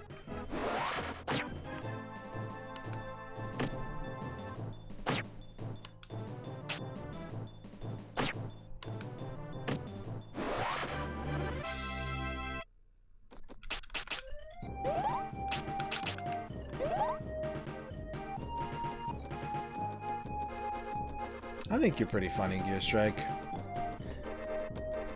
I think you got a good energy. Solid Snack. What up, Solid Snack? Welcome everybody to Quest 64. We're literally just grinding for experience, and it's going to take somewhere in the ballpark of 15 to 20 hours probably to hit max level. So gameplay-wise, nothing interesting is happening here, but if you want to join in on the conversation, we're happy to have you. If you're coming over from Lord BBH's raid. It's nothing but comfy cozies right now. So, real talk show, I know a guy here in town who I will avoid talking about at length because I don't have a lot of nice things to say, but he rented out one of the theaters here in town and did a stand-up comedy special that was pretty much like that. And I know where to find the video of it, and it's rough. You want a haiku about how bad I am at shmups?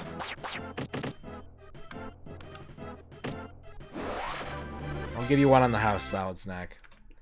I have better odds of learning the piano than beating R-Type.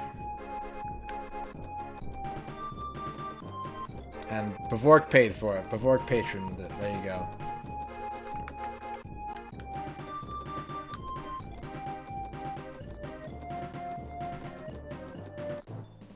Militant Braylor, how's it going?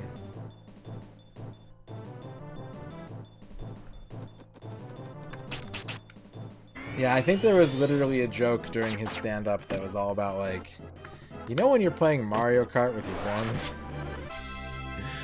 And this is a retirement town, so the kind of people that go to the theater don't know what it's like to play Mario Kart with your friends.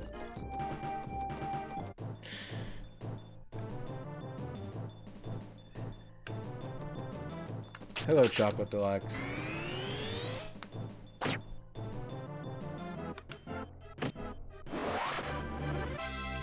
Still, the most incredible experience I ever had going to open mic was one of the last times I went. There was this dude who got up on stage with like an iPad and like a 16-button synthesizer and played like Star Wars Cantina music, just riffing for like 12 minutes straight without saying anything. And it was amazing. He was like this 6'8" dude. He was enormous.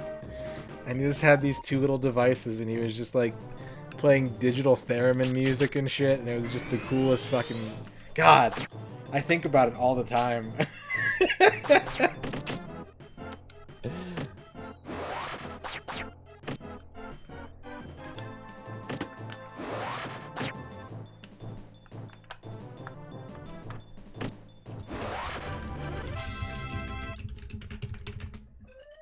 I did not get his autograph, no. I did see the same cab driver do like 9 routines about how women didn't want to date him. And they came off less humorous and more bitter every single week. Shoutouts to Bender's Bar in Denver, Colorado.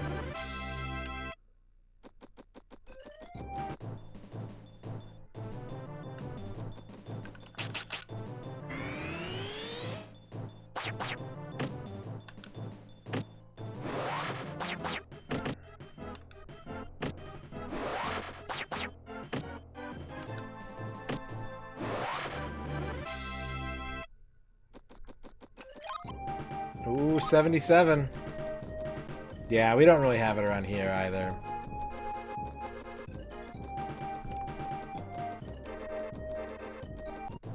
We get occasional, like, low-grade comedy shows at bars around here, but usually it's just karaoke and maybe a pub trivia if you get lucky. That's about all you can get around here. Local music, most of which is not very fun to listen to.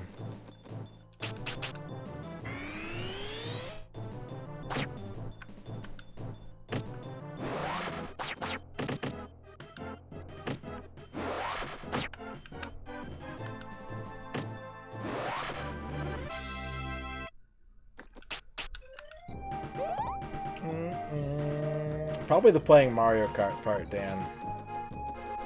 If I had to guess.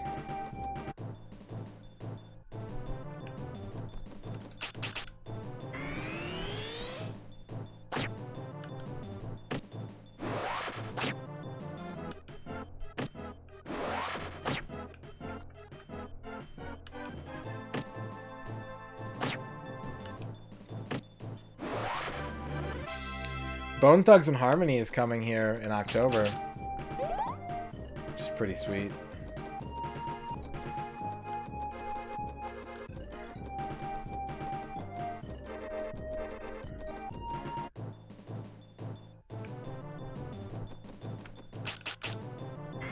That's who we can pull. Like, we can pull the groups that like don't have commercial musical success anymore.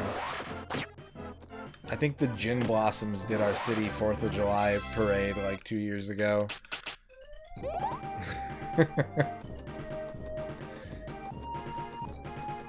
Which, you know, the Gin Blossoms have a couple good songs.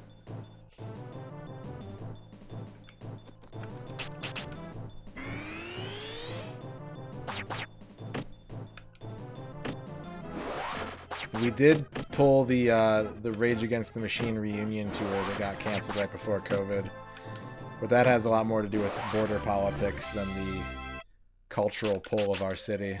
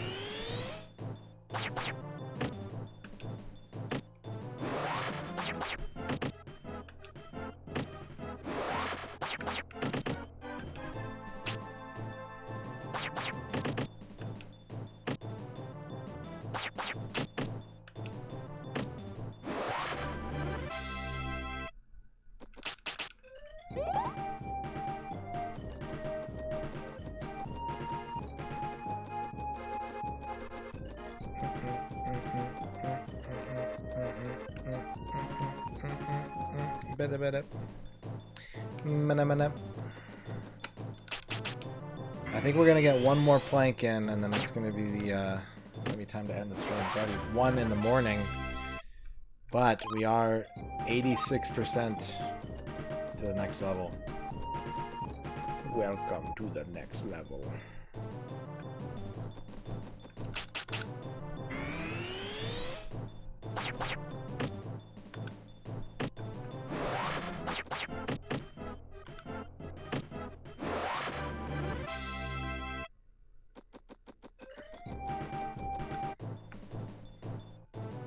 Remember when Sega had the Welcome to the Next Level campaign?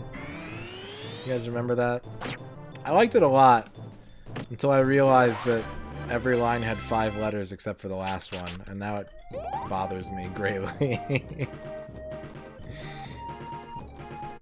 Now it's like having a hair in my eyeball whenever I think about it.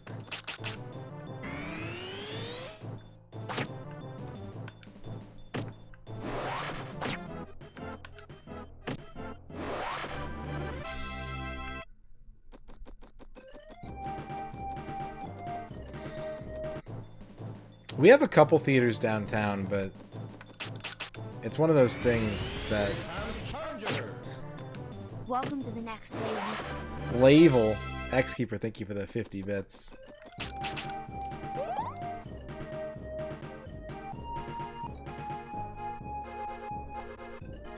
think someone's street racing outside.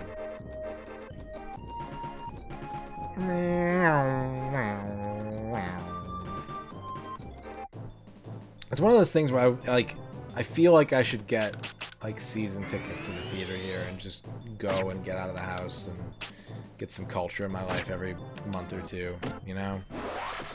But I don't, because I'm a potato. A big, dirty, turdy potato.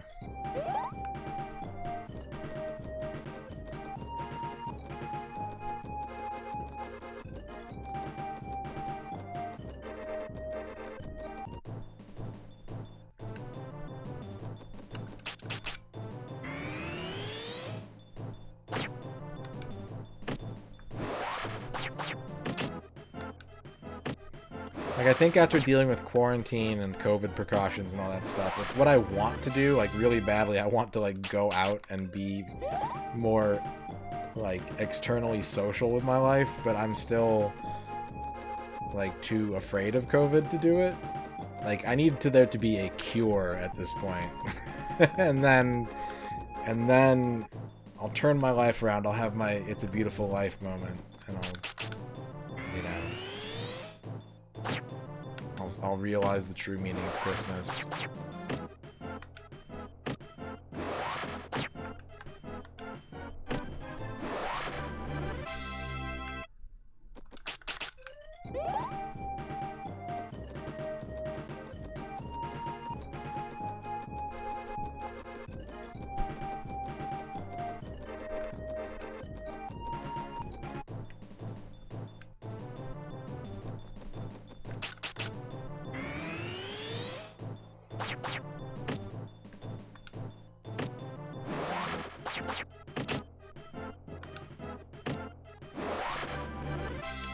Yeah, I mean, there's a lot of...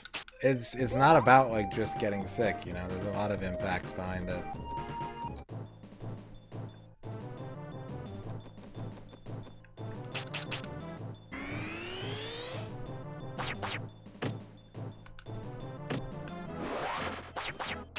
Remember when they gave away the polio vaccine for free and didn't patent it so that everyone could not have to deal with polio? That was, like... only 100 or so years ago. And look where we are now. Cool.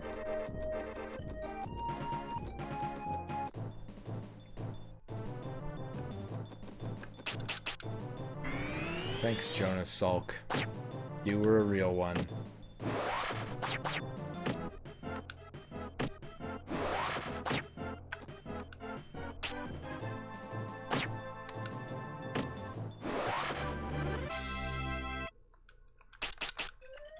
You should just go to a grocery store that has a McDonald's in it.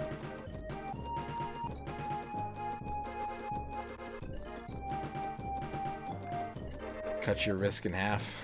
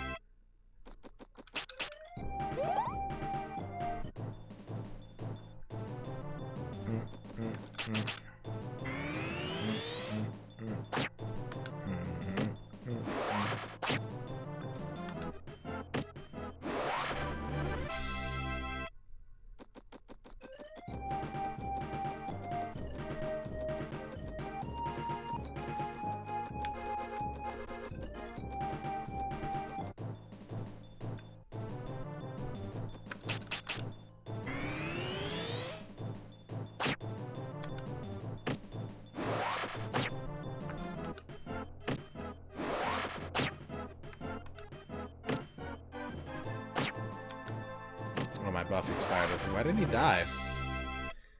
Hey, look at that. Alright. This is going to be an optional plank set since it's so late. But if you want to become the Plank Lord, now is the time to do a 40-second plank. The final exercise of the night.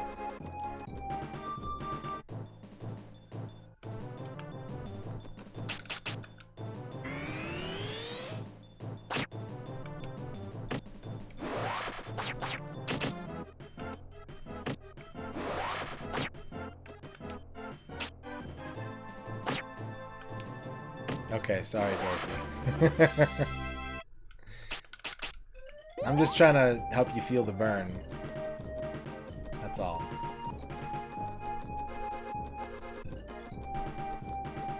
Raising the difficulty.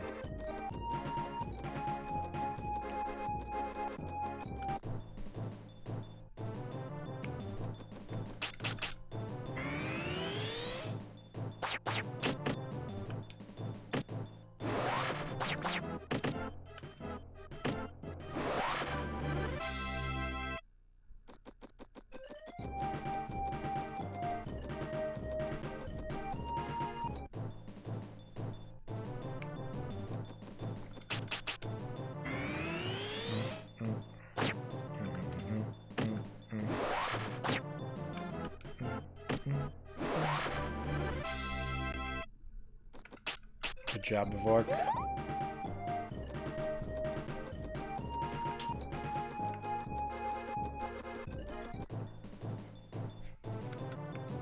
What if I find like a super secret rare enemy that no one knows about in this game and he drops like enough experience for 8 level ups in the next encounter?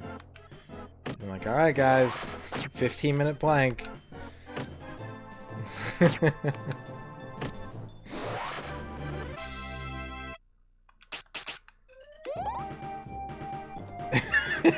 That would be such a good workout tape. That's the kind of I need to relate to that. I was talking to someone once. I don't know if I'm allowed to talk about this. I'm going to be very vague. I may be under an NDA about this, but I was talking to someone once about how always getting positive feedback about doing something is not helpful because you need to know when you're doing something wrong or if something is supposed to be like unpleasant.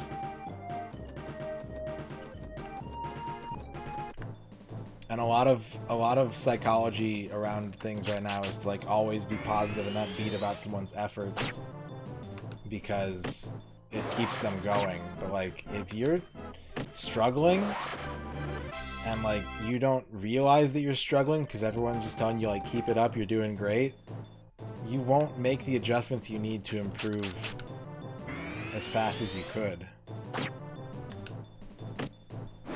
I'm not saying you should always get negative feedback, but it's useful. It can be useful when applied in small doses and at the right time and on actionable data.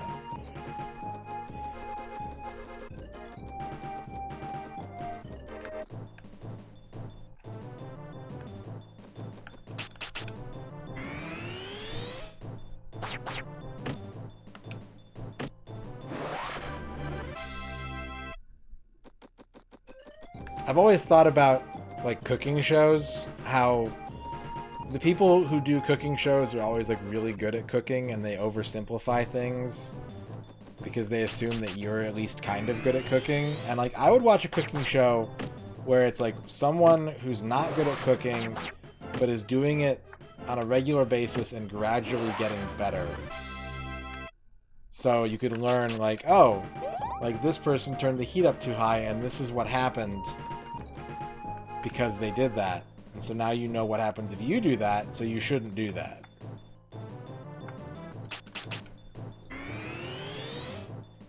Yeah. It has to be actionable. Absolutely, Kaiju.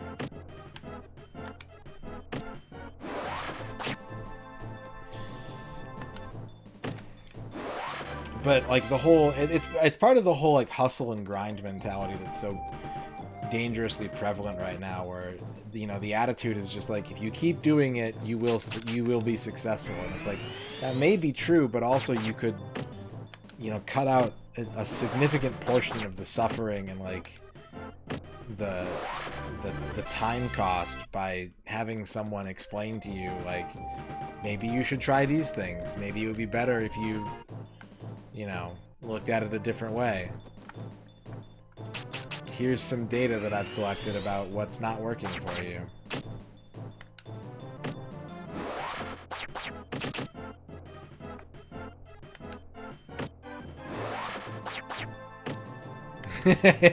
Yeah, why do they vote off the bad cooks on worst cook in America? That doesn't make sense at all.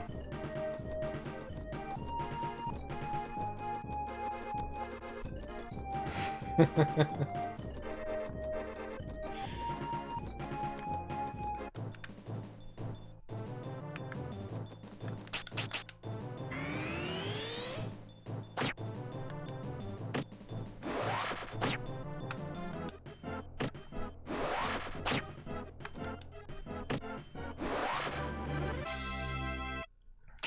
I think we have 3 plank lords tonight.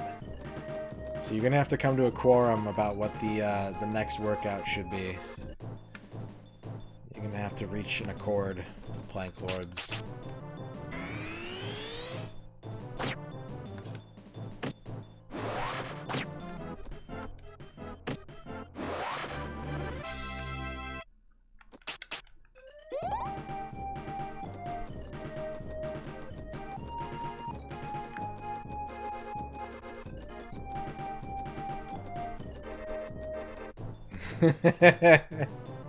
You are this season's worst cook.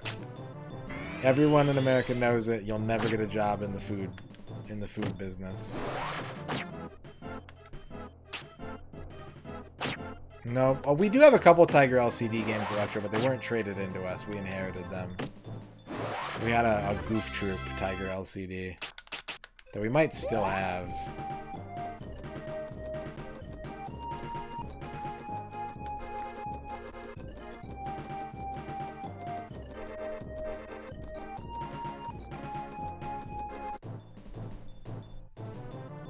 That's pretty good. I've never heard of that show. Canada's Worst Driver. That sounds awful. That sounds like an anxious mess.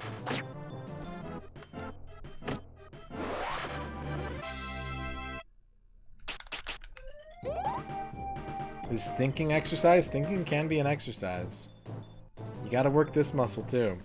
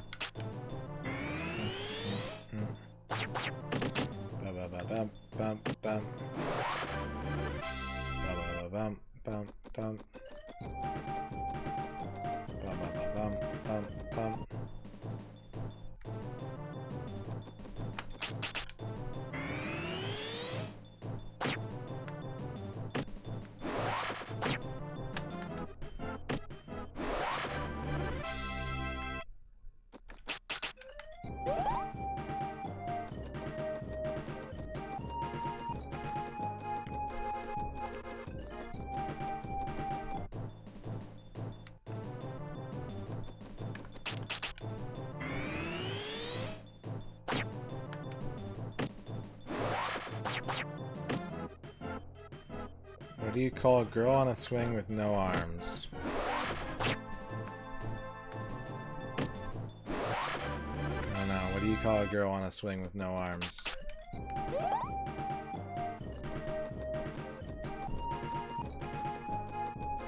Sarah.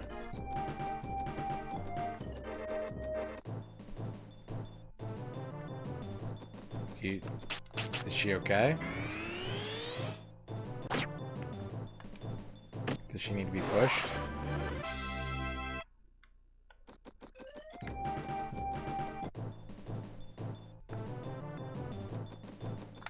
Yeah. Just think about all the corpses that Brian is wading his way through to fight the next group of knights. Knock knock. Who's there?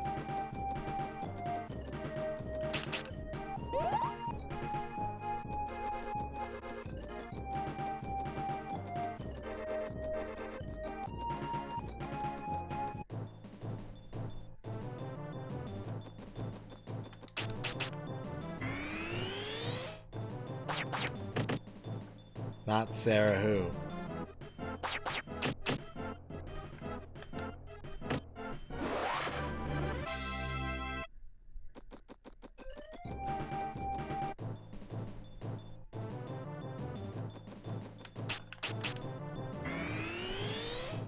Is it because Sarah doesn't have arms, so she can't knock?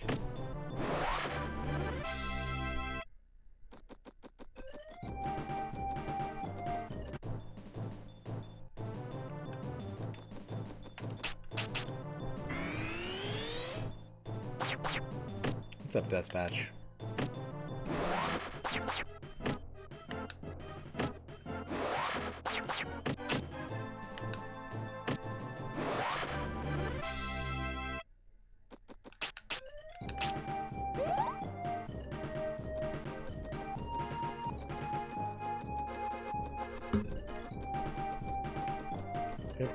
I hope you guys have enjoyed tonight's Quest Fest 98.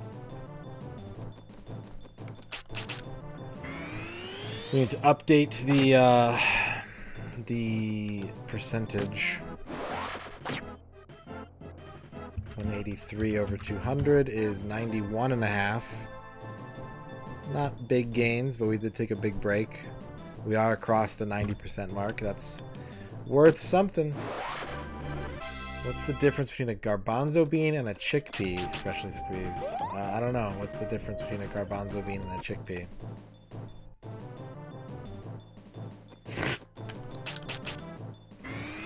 $50, huh?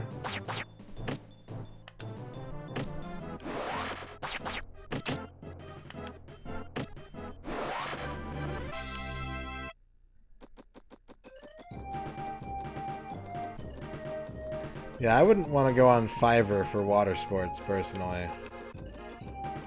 For a multitude of reasons, but, you know, quality of work is one of them.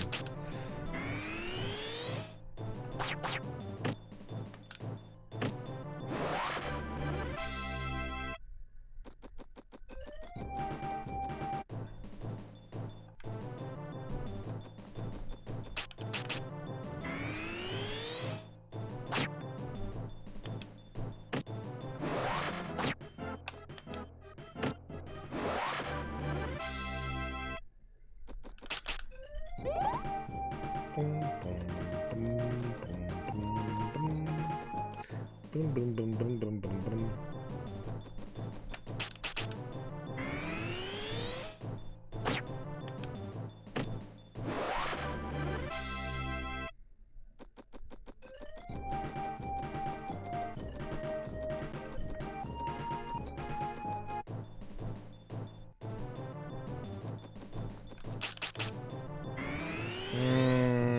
Nope, no electromechanical games.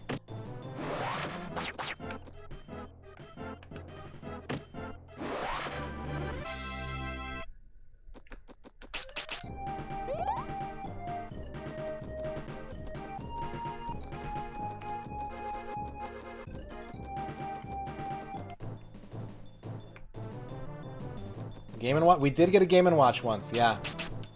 Yep. We had one Game & Watch traded into us once.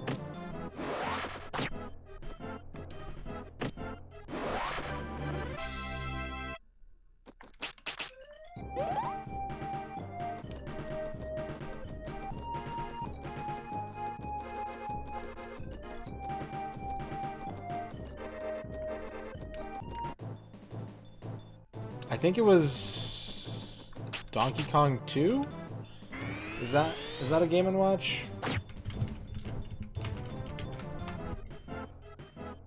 Yeah, it was a Donkey Kong 2.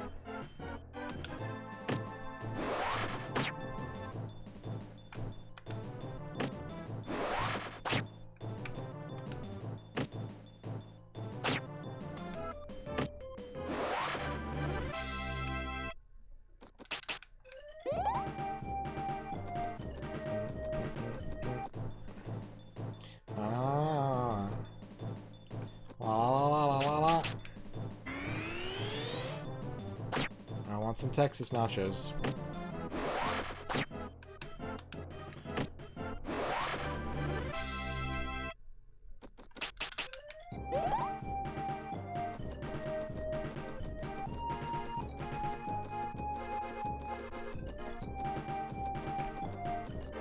Ten bicep curls cumulative per level. Does that sound good to everybody?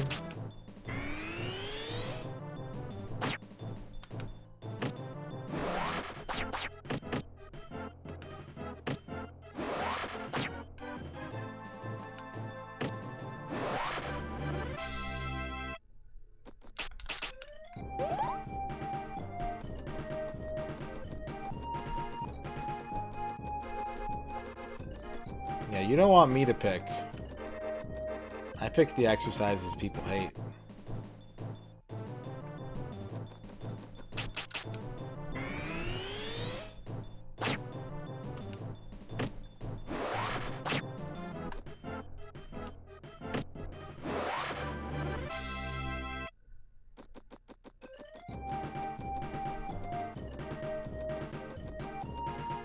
Gallon of milk.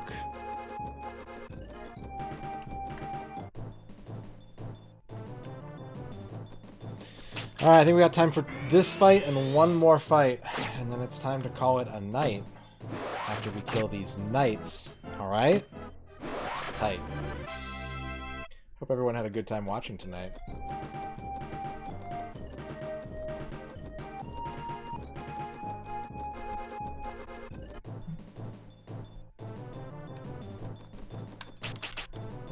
Yeah, we're level grinding. We're level grinding and then we're beating the last boss and then we're done.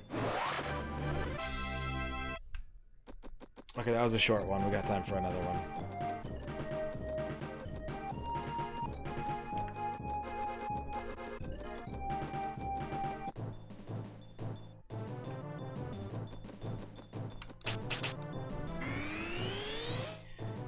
No, we don't need him to beat the boss Driftwood Sound, but since we're doing 100%, there's a category of having your magic points completely maxed out. Not your MP, but like your actual spell stats. So that's our goal. Oh, we got a bonus one on the way to the save room. Oh, and they're putting me in the other direction. We might get extra bonus fights. Extra bonus fights! Alright. Next workout stream, you can do one of three things. I'm giving you options next workout stream, okay? For every level, you can do 10 cumulative bicep curls. You can do 15 cumulative lunges. Or you can say one nice thing that you truly believe about yourself. And for every level.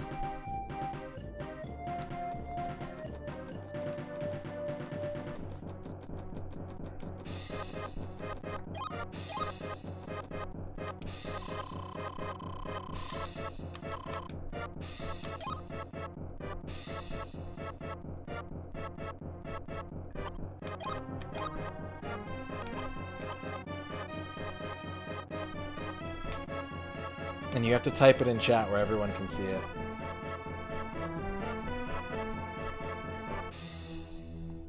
Ugh.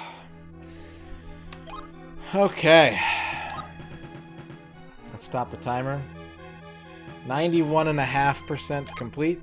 We made 2 percentage progress points tonight. If we keep this rate up, we will be done in 5 streams. Oof. Oof, that's another 20 hours.